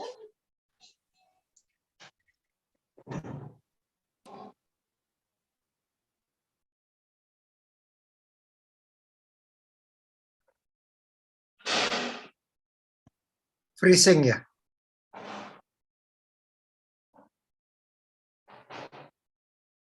Iya, Pak, sepertinya. Saya sudah mencatat beberapa Iya, freezing kayaknya. summary dari Pak Ihsan ataupun Halo Mega. Kayaknya internetnya ya? Iya, kayaknya di Mbak Mega. Halo. Atau Mega keluar dulu sementara. Terus masuk lagi. Tapi tadi beres ya? Apa bersih? Nggak kuat kalau pakai video kayaknya. Oh, iya. Ada gambarnya ya Mas ya, berarti nggak kuat kayaknya ini ya. Iya, apalagi pakai virtual background tadi berat banget. Oh, kalau pakai virtual itu membuat berat ya? Iya, lebih berat. Oh, coba nggak usah pakai virtual background, Mega. Sudah keluar kayaknya. sekarang masih freezing atau Udah. Udah bagus Mbak. Baik, terima kasih banyak Bu, Pak. Nah, untuk share screen sekarang apakah udah terlihat, Pak, Bu? Lagi proses. Oh, baik. Udah. Baik. Di sini saya mencatat banyak sekali dari Pak Ihsan. Namun yang paling mengena buat saya itu kan yang ini nih Pak. Yang skill itu merupakan suatu kreativitas yang berasal dari yang tadi diagram Pak, keahlian, creative thinking, dan inovasi. Dan di inovasi tersendiri itu ada play, passion, and purpose. Dan di sini juga Pak Ihsan menjelaskan bahwa peran orang tua itu peran yang sangat penting di mana orang tua itu membebaskan anaknya untuk mengejar passion. Yang saya sendiri pun merasakan kalau anak tuh terkadang ya seperti trofi berjalan gitu, di mana ketika anaknya achieve ITB dan seterusnya itu merupakan suatu kebanggaan. Iya. Jadi untuk orang tua, dan saya berharap nanti kalau saya jadi orang tua pun, saya membebaskan ke anak saya untuk mencapai passionnya. Amin. Nah, dan yang kedua ini saya kopas saja dari Pak Ihsan bahwa yang innovator itu merupakan isinya dari play, passion, and purpose. Nah, untuk Bu Retno sendiri, Bu, saya juga mencatat banyak banget Bu insight dari Ibu. Dan sebelumnya saya juga pernah Bu ke sekolahan Ibu yang ada di Bandung, yang SMK. Oh yang gitu. Sedang-serang ya? Iya, sedang-serang. Oh, terima kasih Mbak. Ayo datang lagi Mbak. Jadi Baik, tersanjung Bu. saya. Kemudian Pak Ihsan juga dari Surapati Kor dekat Pak. Ayo kita berkolaborasi sesudah ini. Mantap. Mantap. Makasih Mas Gatot sudah difasilitasi. Keren. Menjalin silaturahmi lagi nih Bu. Betul. Dan di sini Makasih, saya Mbak Mega.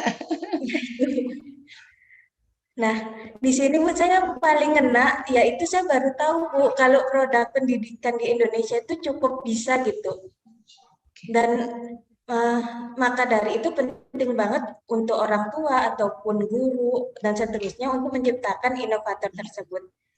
Dan di sini juga saya baru tahu kalau pendidikan di Indonesia itu masih struggling untuk itu produknya Bu. Ya. Maka dari itu saya berharap nih cita-cita dari Bu Retno, yaitu Bu Retno ingin memiliki sekolah yang berinovasi dalam pelayanan pendidikan dan efisiensi kos ini berhasil.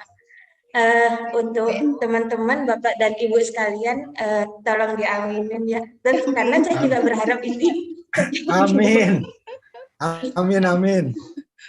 Semoga piloting project-nya berhasil juga ya Bu. Amin. Merdeka sekali. Nah, untuk sesi tanya jawab yang pertama saya ingin membuka pertanyaan dari Bu Retno sendiri, yaitu apakah inovator terbentuk dari sekolah atau tidak perlu sekolah untuk menciptakan inovator? Mungkin bisa diskusi bersama. Setelah diskusi ini untuk partisipan bisa raise hand ataupun bertanya di komentar ya. Terima kasih. Mungkin untuk Pak Ihsan mau menjawab.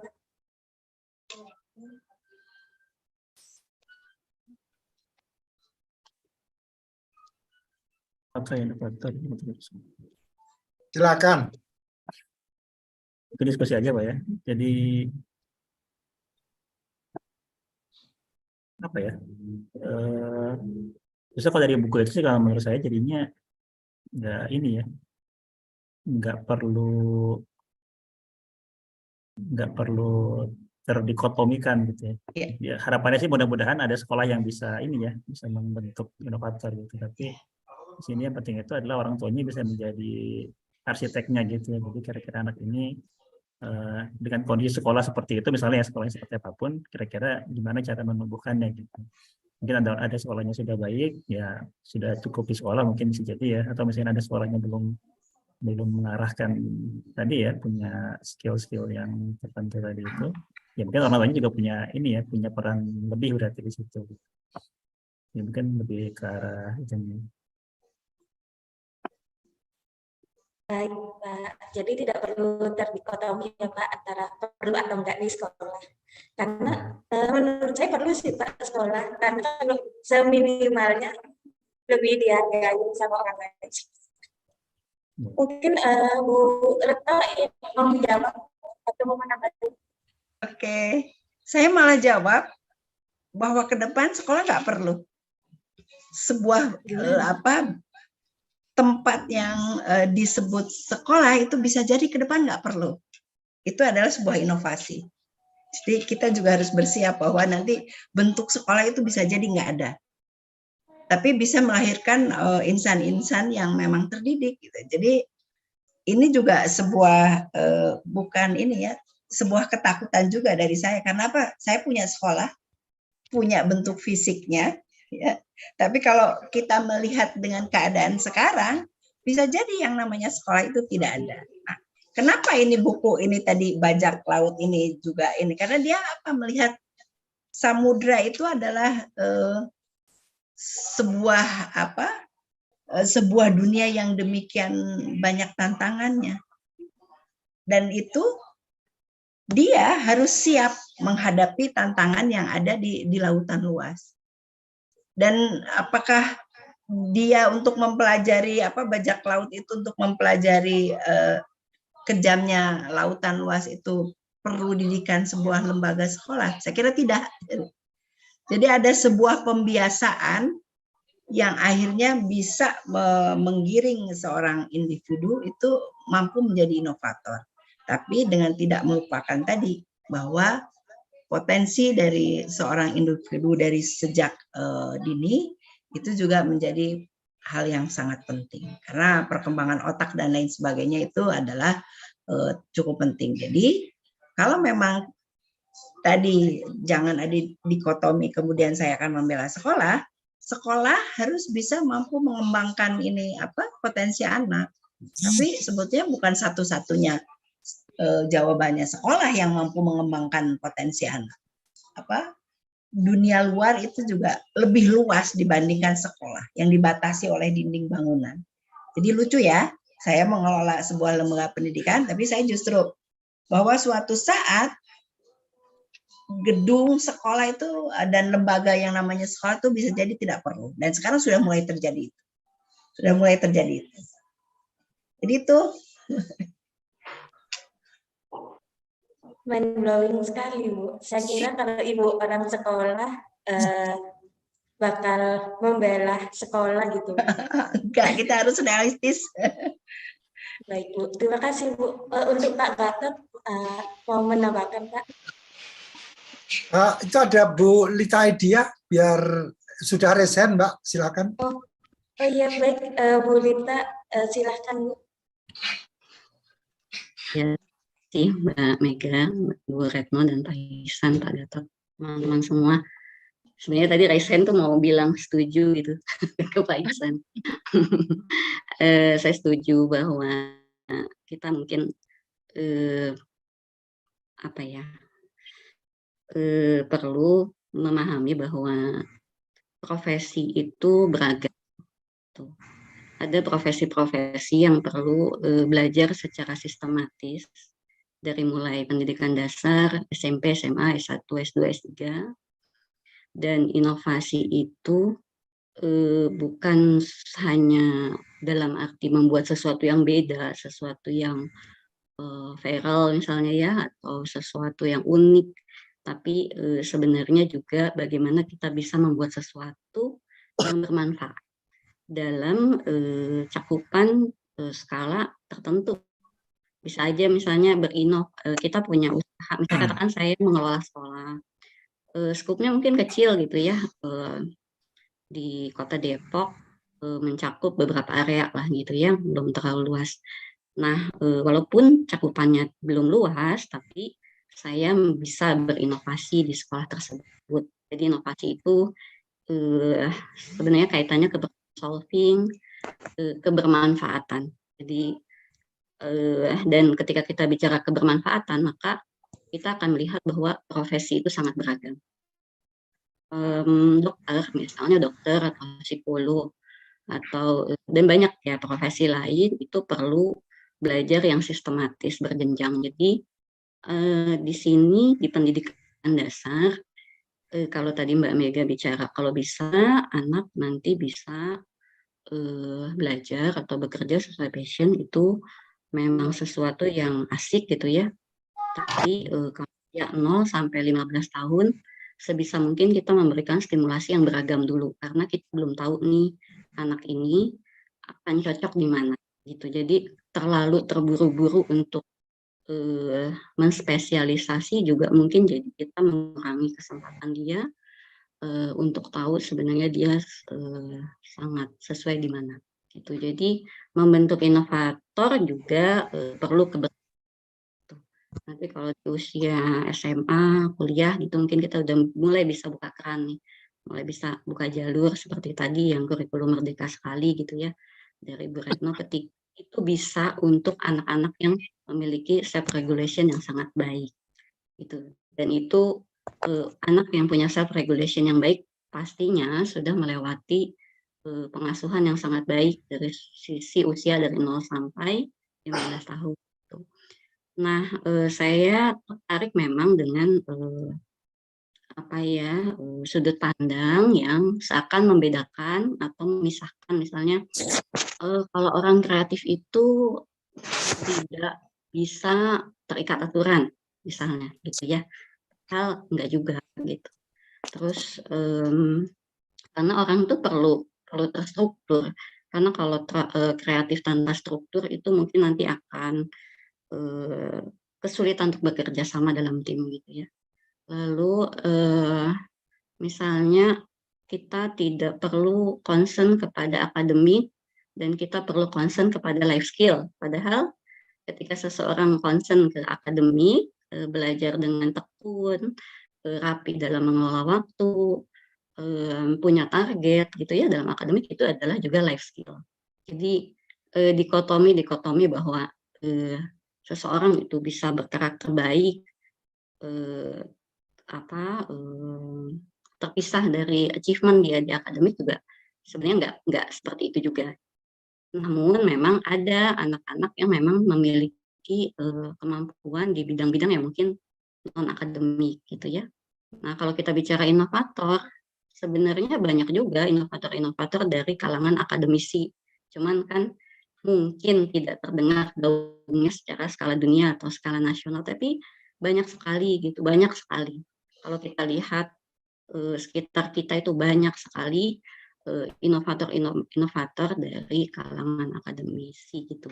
Jadi dulu saya juga suka dulu ya waktu anak-anak balita kan suka berpikir ya homeschooling apa sekolah, sekolah itu perlu atau enggak gitu ya semacam itu. Tapi pada akhirnya semua boleh kok, kan itu pilihan ya, mau yang mana hanya kita perlu memahami bahwa yaitu tadi profesi itu beragam.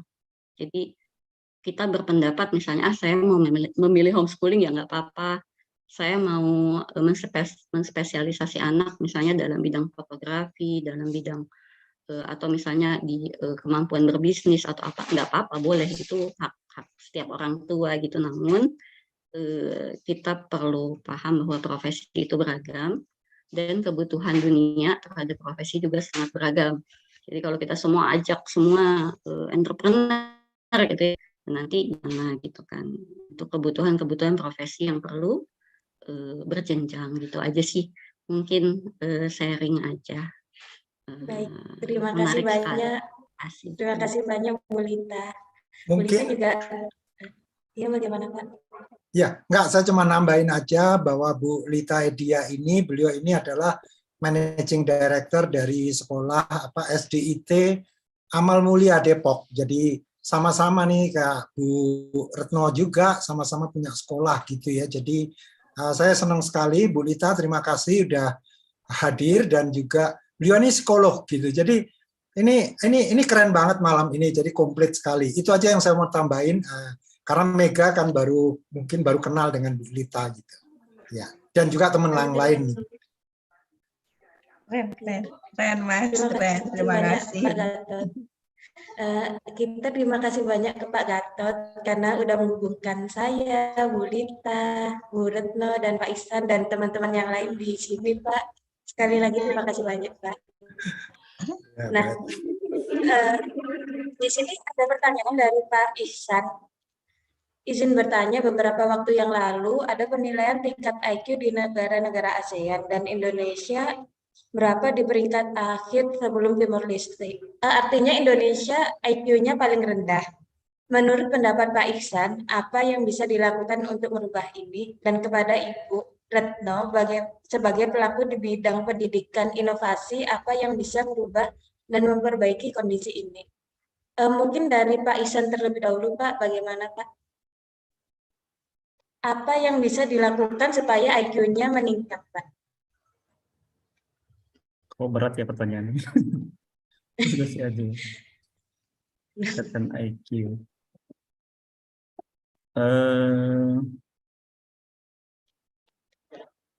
Mungkin nanti diskusi dari yang lain juga ya, terutama yang ikut malah sekolah ya, saya sebetulnya cuma pengamat aja sih ya, bukan orang yang benar-benar di dunia pendidikan.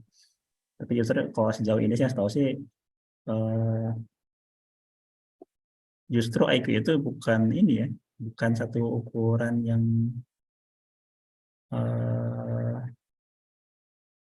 apa ya, bukan satu ukuran yang menggambarkan ini ya kualitas SDM yang menyeluruh gitu ya dari satu negara atau yang mungkin lebih tepatnya lebih ke ini aja ya, pemerataan kualitas pendidikan gitu ya. Jadi concernnya bukan di IQ-nya sebetulnya. Kalau IQ-nya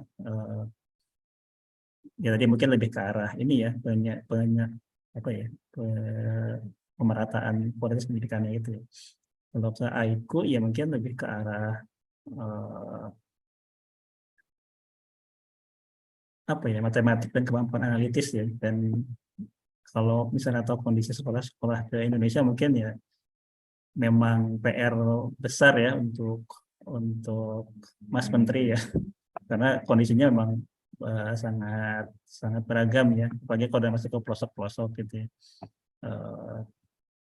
Itu mungkin PR-nya lebih ke situ ya, gimana pengelolaan pendidikan yang lebih rata. Itu nggak tahu ya, itu cuman jawaban ini aja, buat ngabur aja. Itu mungkin dari Beratnya juga bisa menanggapi. Baik, terima kasih banyak Pak Ihsan. Mungkin Bu Retno sama Bu Lita bisa menambahkan, Bu. Mungkin Bu Retno terlebih dahulu, bagaimana Bu? Yang sebagai pelaku pendidikan. Mbak, ini saya trouble diisi Bu Lita, nanti sudah Bu Lita saya. Monggo Bu Lita. Baik Bu, terima kasih Bu. Monggo Bu Lita. Iya. Mungkin kalau dari sisi hasil risetnya valid atau enggaknya juga saya belum dengar tuh, kalau bahwa ya mungkin memang kurang baca berita juga ya, jadi nggak tahu juga ada hasil riset bahwa IQ kita tuh di bawah Timor Leste. Tapi walaupun memang kecerdasan emosi itu juga diperlukan, kecerdasan intelektual juga sama ya, perlu kita upayakan gitu. Perbaikan nutrisi, terus juga sebenarnya kuncinya juga di keterampilan literasi. Dan ini sudah digaungkan pemerintah ya. Mungkin saya ada pengalaman seorang anak yang di saat dia mau masuk SD itu kita psikotes itu IQ-nya di kategori 4 ke 5 ya, jadi jauh di bawah rata. Tadi cek gitu, kecerdasan verbalnya bagus. Jadi kecerdasan itu ada 2 ya, kecerdasan verbal dan kecerdasan performance gitu ya. Kecerdasan performance ini nanti jadi base untuk kemampuan matematika. Ya, di situ ada daya bayang ruang dan sebagainya, ada mengenal pola dan sebagainya. Lalu kecerdasan verbal gitu masih untuk bahasa, sains ya. Nah, dia anjlok di bawah, jauh di bawah rata-rata karena kecerdasan spasialnya yang anjlok gitu ya, di bawah, sangat di bawah gitu. Maka dalam kehidupan sehari-hari memang nggak kelihatan karena anaknya keterampilan berbahasanya bagus, jadi seperti tidak kelihatan. Nah, stimulasinya adalah melihat potensi ini orang tuanya fokus ke arah sains gitu ya, karena sains itu keterampilan berbahasanya bagus, cukup ya jadi bekal gitu ya, dengan banyak baca juga. Jadi banyak baca dan alhamdulillahnya di kelas 2 dia bisa ikut Olimpiade Science Club, waktu itu dia dapat. Padahal IQ-nya jauh di bawah rata-rata. Maksud saya ketika kita ada PR dalam mungkin kecerdasan intelektual, salah satu yang bisa dilakukan ikhtiarnya adalah dengan menyebarkan minat baca anak, terutama untuk pendidikan dasar, karena bekal untuk anak dia bagus, keterampilan belajarnya di usia sekolah dasar adalah kosakata. Jadi semakin banyak kosakata anak, ini akan sangat membantu anak untuk belajar. Dan masalahnya minat baca kita memang rendah banget. Kalau ini memang hasil risetnya kayaknya udah sering terdengar ya. Dan bukan hanya di anak, tapi orang tua dan juga guru ya. Seperti itu. Jadi kalau gimana sih cara kita meningkatkan kecerdasan negara Indonesia misalnya, kalau memang tidak lebih baik dari negara lain, adalah nutrisi, lalu minat bacanya, dan aktivitas motorik bergeraknya harus diperbanyak. Jadi kalau tugas negara mungkin memperbanyak playground gitu ya, kalau bicara sistem negara porsi negara ya, memberikan layanan publik yang memberikan ruang gerak anak yang cukup, itu penting banget gitu supaya anak-anak kita cerdas. Kabar baiknya sebenarnya di kebijakan kurikulum merdeka ini saya lihat gitu ya, buku-buku untuk sekolah negeri ini karena yang buku kurikulum merdeka yang udah keluar itu kelas 1 dan 4 itu bagus banget. Bagus banget. Saya salut lah sama Kemendikbud ya untuk pendidikan dasar. Misalnya buku bahasa Indonesia itu ilustrasinya bagus banget. Terus buku matematikanya itu dia adopt dari Jepang, matematika Jepang. Saya kira cukup baik. Cuman karena keterbatasan dana mungkin layout bukunya agak kecil-kecil gitu tulisannya. Tapi itikat baik pemerintah saya kira saya salut lah. Walaupun sebagai pihak sekolah tuh merasakan banget, aduh ini begini begitu ya. Tapi saya secara niat gitu ya untuk merubah kualitas pendidikan saya kira cukup baik. Cuman memang karena mungkin niat yang kuat, sementara waktunya kejar-kejaran, jadi di lapangan sih ada yang bisa mengikuti, ada yang tidak gitu ya. Ada yang bisa mengikuti niat baik itu karena harus belajar banget gitu untuk mengikutinya. Ada yang keteteran karena dari sudut pandang aja mungkin nggak paham gitu ya, pendidikan yang baik itu seperti apa. Itu saya pikir kabar baik karena tentu kalau sekolah swasta yang mungkin sudah punya sudut pandang yang sudah lebih lebih terkini ya terkait pendidikan, itu kan jumlahnya sedikit dan mahal tadi yang kata Bu Retno. Kalau Bu Retno tadi punya cita-cita efisiensi kos, saya sendiri nggak punya cita-cita dalam hal itu sebagai pengelola swasta, karena saya berhitung dengan layanan sarana prasarana dan salary guru jika kita mau minimal UMK misalnya ya, itu memang jatuhnya ke SPP sangat tinggi. Jadi mungkin ke efisiensi gitu ya. Tapi kalau ke rendah kos sangat relatif mungkin ya nilai uang itu. Jadi dengan misalnya nanti suatu saat sekolah negeri itu bagus-bagus, itu kabar baik. Ya, selain PR-PR kayak seleksi dari SD ke SMP negeri, SMP ke SMA negeri, dan sekarang seleksi PTN yang saya sih geleng-geleng kepala aja karena semakin sulit gitu ya untuk masuk sekolah negeri karena dengan zonasi dan sebagainya itu. Tapi ya kita lihatlah nanti ya apakah memang jadi semakin baik atau enggak. Saya termasuk yang anak saya kuliah itu, terus yang sekarang SMA mau SPTN juga menghadapi sistem baru seleksi yang cukup sulit dibanding dulu saya yang tinggal belajar dan tinggal latihan soal dan kemudian bisa masuk PTN gitu ya. Kayaknya lebih mudah dulu gitu ya. Tapi ya semua tentu diniatkan baik ya, kita lihat aja. Mungkin itu sih kalau terkait IQ. Jadi saya kira tidak perlu itu tadi ya, tidak perlu mendikotomikan mana yang lebih penting. Tapi ketika kita meningkatkan intelektual ya jangan melupakan kecerdasan emosi. Tapi ketika seseorang intelektualnya baik juga belum tentu itu membuat dia kecerdasan emosinya jadi tidak baik gitu ya. Seperti itulah kurang lebih. Terima kasih. Baik, terima kasih banyak Bu Lita atas jawabannya. Saya jadi ada pertanyaan nih buat Bu Lita. Tapi sebelumnya apakah Bu Retno udah on lagi Bu? Ya, sudah masuk Mbak. Jadi Ya, bagaimana? Secara itu sudah diperjelas oleh Bu Lita tadi. Jadi kalau tadi ada sebuah berita yang menyatakan bahwa kecerdasan kita di bawah tadi dua negara kita, tetangga kita, itu cukup memukul saya ya. Saya berharap itu bukan hal yang benar karena saya masih percaya bahwa kecerdasan orang Indonesia itu tetap masih jauh lebih baik ya. Hanya memang perlu perlu semua pihak untuk bagaimana insan-insan Indonesia masa depan itu juga memiliki kualitas yang baik ya secara IQ maupun EQ.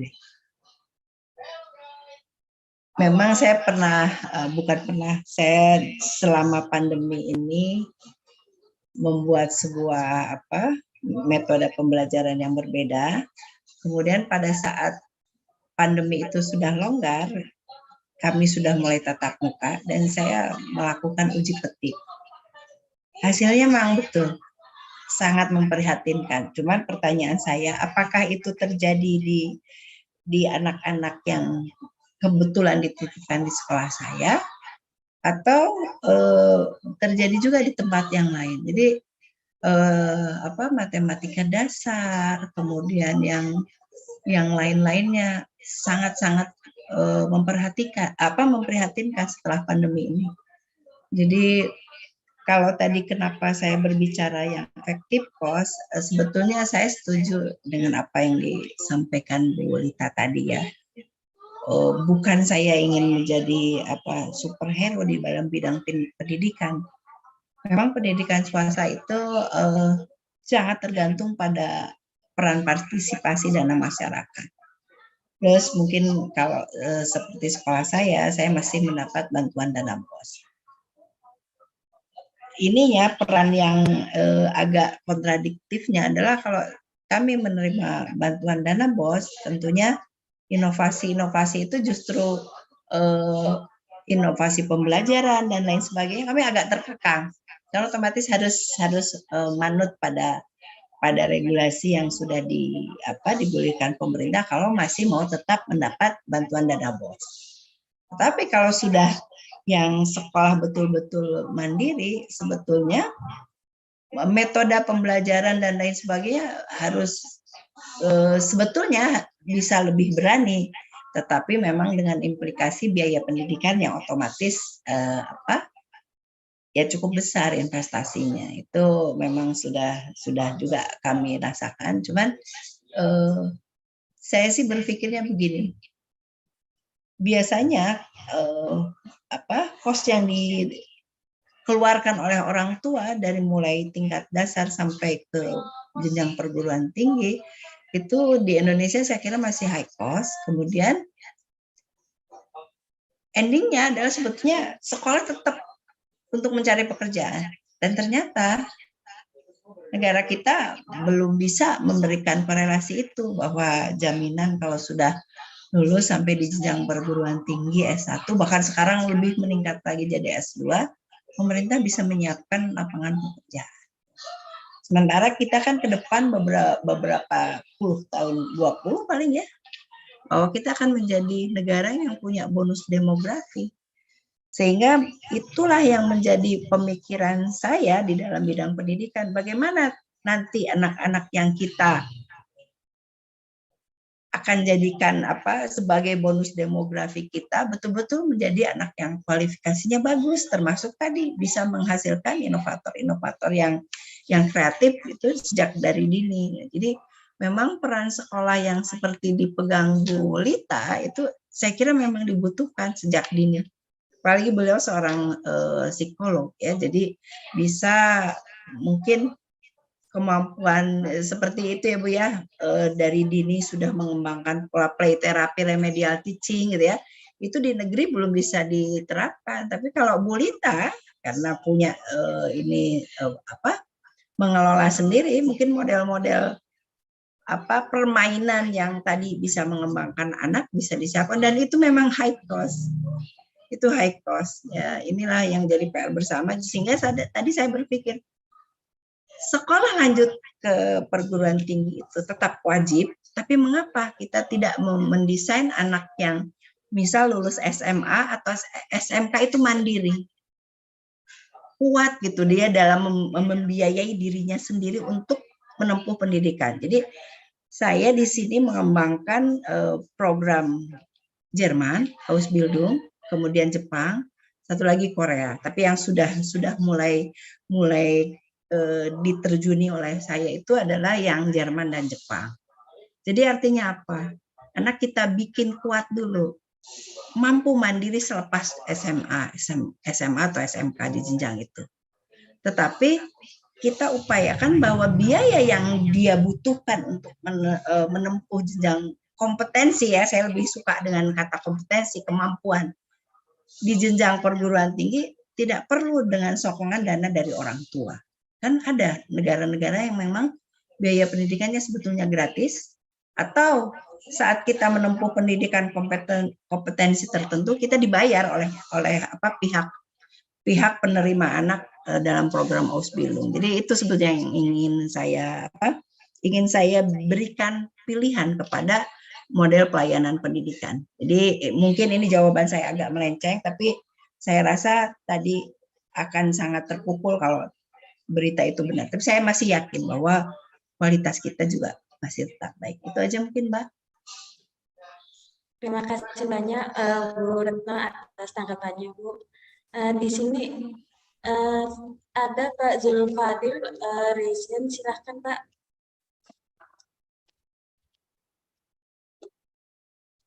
Maaf Pak, masih di mute Pak. Mute Pak, oke sudah Pak. Sudah dengar. Sudah jelas Pak. Baik, selamat malam. Assalamualaikum. Saya Zulfadil Anwar di Aceh saat ini ya. Jadi mungkin agak sedikit menyimpang, tapi ini kasus, tapi kasusnya banyak. Masalah tadi peningkatan IQ kepada siswa baik SMP, SMA, SMK mempengaruhi motorik mereka. Ini faktor lingkungan, baik itu di dalam sekolah atau di luar sekolah atau di lingkungan keluarga. Misalnya begini, si anak dia punya keluarga yang background orang tua bapaknya itu perokok. Lalu dia keluar, dia dapat teman-temannya yang perokok, walaupun nggak merokok di sekolah. Tapi merokoknya di luar sekolah, tapi masuk ke sekolah dalam kondisi suasana dia sudah merokok. Lalu di sekolah kadang-kadang juga dia mencuri-curi dengan guru, melanggar disiplin, dia merokok. Nah, pertanyaan saya, apakah dengan ada persentase anak walaupun kecil itu di sekolah-sekolah baik swasta atau negeri, baik di SMP, SMA, dan SMK atau aliyah, yang perokok, yang artinya habitnya sudah merokok, itu mempengaruhi motorik mereka hingga mereka tidak bisa berinovasi, baik itu dalam hal edukasi ataupun daya nalarnya. Akhirnya peningkatan motoriknya. Ini karena kan kalau kita lihat di TV swasta yang kejar tayang, maaf agak melenceng, yang kejar tayang sinetron, iklan rokok itu makin gencar di bawah jam 9 malam. Ini sangat khawatir kepada anak-anak kita. Saya punya anak yang sudah aliyah SMA, kelas 3 SMA, juga ada yang kelas SD. Nah, ini saya lihat ada gejala-gejala, mungkin di daerah kami ada yang begitu. Mungkin di daerah tempat Bapak Ibu sekalian yang psikolog, yang membina sekolah psikologi, Ibu psikolog tadi yang membina sekolahnya, nggak ada yang begitu. Nah, ini kami mengangkat hal-hal yang kami alami, kami amati di lapangan. Nah, bagaimana anak-anak yang sudah terbiasa merokok, tapi mereka bisa berinovasi, motoriknya bisa minimal normal lah, gitu. Karena dia pas dia ketemu sama kawan-kawan SMA lain, ada yang perokok juga. Balik ke rumahnya dia ada teman perokok juga. Yang notabene mereka itu pelajar, gitu loh. Nah, pertanyaan saya ini adalah pengaruh rokok ini kepada generasi muda yang belia, yang remaja ini bisa mengganggu motorik mereka dan improvisasi mereka dalam inovasi enggak? Mohon ada tanggapan dari Bapak Ibu. Kalau ada penelitian, saya mohon di-share ke saya juga masalah efek buruk kepada inovasi ini. Kadang ada penelitian dari para psikolog atau apa gitu. Kalau nggak ada mungkin bisa harus diteliti juga. Karena ini kan berkelanjutan. Apalagi tadi disebutkan negara yang punya bonus demografi, perokok di Indonesia juga atau perokok pemula di Indonesia juga itu punya bonus demografi juga bagi company produsen rokok. Begitu, terima kasih. Assalamualaikum. Waalaikumsalam warahmatullahi wabarakatuh. Terima kasih pertanyaannya, Pak. Pertanyaan yang menarik, Pak. Mungkin Bu Lita bisa menjawab terlebih dahulu, Bu, bagaimana efek rokok terhadap pelajar khususnya yang masih dalam usia remaja, Bu. Bagaimana? Saya ya terima kasih Mbak Mega. Saya sih nggak punya referensi ya tentang itu gitu. Jadi, tentang apakah rokok berdampak pada kemampuan inovasi seseorang. Hanya kalau kita melihat kualitas pribadi manusia secara utuh, manusia itu kan ada aspek sosial emosi ya, ada intelektual gitu, sosial emosi. Kalau inovasi itu memang banyak kaitannya dengan intelektual juga gitu kan, proses kognitif seseorang. Karenanya memang semisal kita ada kesempatan untuk memiliki kecerdasan intelektual yang bagus, itu juga bakal inovasi gitu. Nah, kalau rokok itu sebenarnya kaitannya ke kemampuan regulasi emosi seseorang, karena rokok itu termasuk bagian dari adiksi. Adiksi itu kaitannya ke kemampuan regulasi terhadap stres gitu ya, sebagainya. Dan dalam rokok itu, kalau dalam webinar yang pernah saya ikut terkait dengan olah nafas waktu itu, sebenarnya rokok adalah cara sebenarnya orang untuk olah nafas. Jadi sebenarnya kalau seseorang itu mungkin mempelajari dulu bagaimana olah nafas itu bisa meregulasi emosi, mungkin cara dia meregulasi emosi adalah dengan olah nafas gitu. Tapi bagi anak atau remaja mungkin ada yang dia belajar menenangkan dirinya, dia mengenalnya dari rokok gitu ya, mungkin dari model, dari teman gitu. Jadi kalau kita mau mengurangi kebiasaan rokok, yang perlu diberikan keterampilan regulasi emosinya, dan tentu masih sangat perlu edukasi yang banyak ya di masyarakat tentang gimana sih kita meregulasi emosi itu supaya tidak larinya ke rokok sebagai bentuk meregulasi gitu ya. Sama dengan pornografi, sama dengan ya berbagai adiksi yang lain, adiksi media sosial dan sebagainya gitu ya. Adiksi mungkin ada yang ketika regulasi emosinya kurang baik terus dia juga larinya ke makanan ya, misalnya saya itu masih gagal kalau itu ya. Kalau ada stres larinya makan gitu ya. Seperti itu adalah coping stress ya. Nah, apakah terkait dengan kemampuan inovasi saya kurang tahu, nggak ada referensi sih Pak terkait itu, dan atau mudahnya mungkin kita melihat ini, apakah di sekeliling kita ada perokok-perokok yang kreatif, inovatif, kayaknya sukses kreatif. Sepertinya banyak ya, karena banyak saya rasa gitu. Mungkin memang tidak ke sana kajiannya. Jadi keprihatinannya mungkin bukan ke arah bahwa itu akan menghambat inovasi, tapi mungkin ke arah kesehatan, lalu regulasi emosi yang adaptif gitu ya. Mungkin di area-area seperti itu mungkin lebih kajiannya lebih di sana, karena kalau dikaitkan dengan inovasi mungkin akan mudah masyarakat akan bilang, oh itu dia merokok kreatif, malah lebih kreatif saat merokok.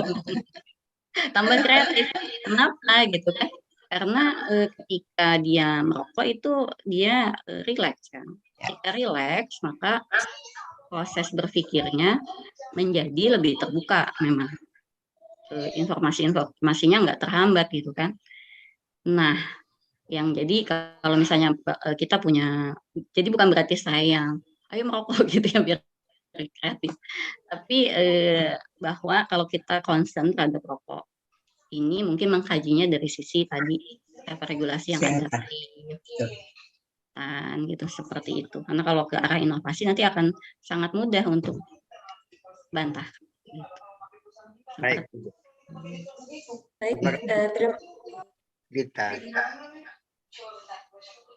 Terima kasih Bu Rita atas jawabannya.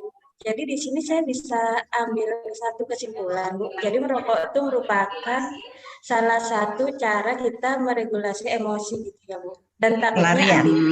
Iya, pelarian ya. Jadi regulasi emosi itu ada yang adaptif, ada yang maladaptif. Adaptif itu artinya positif, konstruktif gitu ya. Maladaptif itu nantinya akan memberikan dampak-dampak negatif semacam itu, atau membuat fungsi diri kita sebagai manusia berkurang seperti itu. Jadi ya memang dia cara meregulasi emosi tapi maladaptif. Sama kalau misalnya orang narkoba saya buat biar saya nggak stres gitu, tapi itu maladaptif gitu. Jadi, terima kasih banyak Bu. Ya jangan sampai kepotong juga kalimatnya, nanti pulang dari brief langsung ada mendapat validasi untuk merokok. Mohon maaf kalau ada yang masih merokok juga ya gitu. Seru. Baik, terima kasih banyak Bu Rita atas jawabannya Bu. Terima kasih juga untuk Bapak sudah bertanya. Nah, berhubung break harus diakhiri jam 19.30, maka saya persilakan untuk Bu Retno sama Pak Ihsan untuk memberikan closing statement sebelum kita kembalikan ke Pak Gatot. Mungkin untuk Pak Ihsan terlebih dahulu, Pak. Tolong waktu dipersilahkan.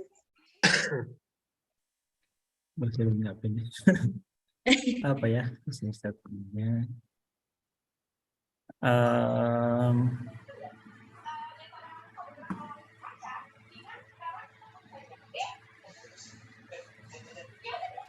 Ya kalau mungkin ambil dari bukunya aja ya, dari bukunya itu memang kita ini punya banyak banyak tantangan ya yang perlu diselesaikan gitu, dari mulai berbagai krisis pendidikan dan lain-lain. Termasuk tadi mungkin masalah rokok juga ya, kita mungkin perlu banyak inovasi di bidang itu ya, dari mulai edukasinya, kemudian regulasinya, juga perlu banyak inovasi di bidang itu. Karena itu mungkin bagi kita untuk para orang tua, calon orang tua, para guru, para dosen ya, yang punya interaksi dengan generasi muda, mungkin itu peran kita untuk mulai membangun ya mental inovasi seperti itu, supaya tantangan-tantangan itu bisa kita selesaikan gitu ya. Dan ya memang kita punya concern ke arah sana. Mungkin itu saja. Baik, terima kasih banyak Pak Ihsan atas closing statement-nya. Saya persilakan untuk Bu Retno. Baik, terima kasih Mbak. Jadi untuk menghasilkan generasi muda yang inovatif, para inovator-inovator muda, tadi bisa jangan jadi ada dikotomi ya, meskipun tadi saya lebih mengatakan bahwa adalah sebuah tantangan, bahwa suatu ketika mungkin lembaga sekolah itu tidak dibutuhkan untuk menghasilkan generasi muda yang inovatif ya. Tapi tadi sudah ditegaskan oleh Bu Lita juga bahwa untuk hal-hal pendidikan yang terstruktur, lembaga sekolah masih dibutuhkan ya. Jadi setuju untuk akhirnya tidak mendikotomi, tetapi tantangan juga bagi para pengelola pendidikan bahwa suatu saat bisa jadi sekolah itu tidak dibutuhkan. Jadi artinya apa? Menjadilah inovator di dalam pendidikan supaya kita bisa memenuhi kebutuhan masyarakat untuk mendapatkan layanan yang baik, kemudian menghasilkan inovator yang bermanfaat. Gitu. Terima kasih. Assalamualaikum warahmatullahi wabarakatuh. Waalaikumsalam warahmatullahi wabarakatuh. Terima kasih banyak untuk Bu Retno atas klarifikasinya kali ini. Dan closing statement-nya, untuk kali ini saya kembalikan kepada Pak Gatot. Kembali Pak, silahkan Pak. Saya pamit undur diri terlebih dahulu. Assalamualaikum warahmatullahi wabarakatuh.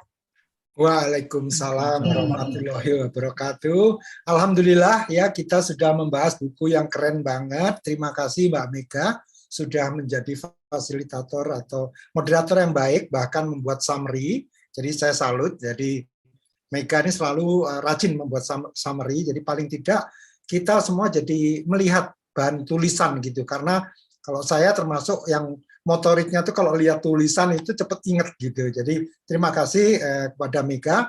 Kemudian kepada Mas Iksan ya, saya juga salut Mas. Ternyata saya juga udah baca bukunya Mas, tapi kok beda ya? Maksud saya beda tuh bukan saya menyanggah, tapi ternyata aspek detailnya Mas Iksan dapat banget gitu, dan memberikan contoh-contoh, dan contohnya 8 orang tidak perlu semua. 1 dan ada 1 sedikit yang diulas, jadi mungkin 2 orang, terus guru. Ini menurut saya jadi ini banget ya, saya merasa tercerahkan sekali gitu, dan insya Allah saya akan coba meresapi kembali, dan mungkin komentar-komentar saya atau closing statement saya lebih kepada nanti di dalam grup aja kita diskusikan, karena ini kalau dibahas sampai jam 2 pagi juga nggak akan selesai, karena menarik sekali, dan saya pengen banget ini ketemu Bu Retno lah, ketemu Bu Lita, ketemu Mas Iksan gitu ya. Kayaknya ini diskusinya never ending gitu. Dan terima kasih pertanyaannya dari Pak Zulfadli Anwar ya. Ini ownernya dari kopi ini. Oke, sebelum kita akhiri biasanya kita sesi foto, sesi ketawa. Jadi nanti tolong di on-kan kameranya semua, kita nanti ketawa. Tapi saya akhiri dulu ya, tapi jangan leave sebentar. Wassalamualaikum warahmatullahi wabarakatuh. Waalaikumsalam.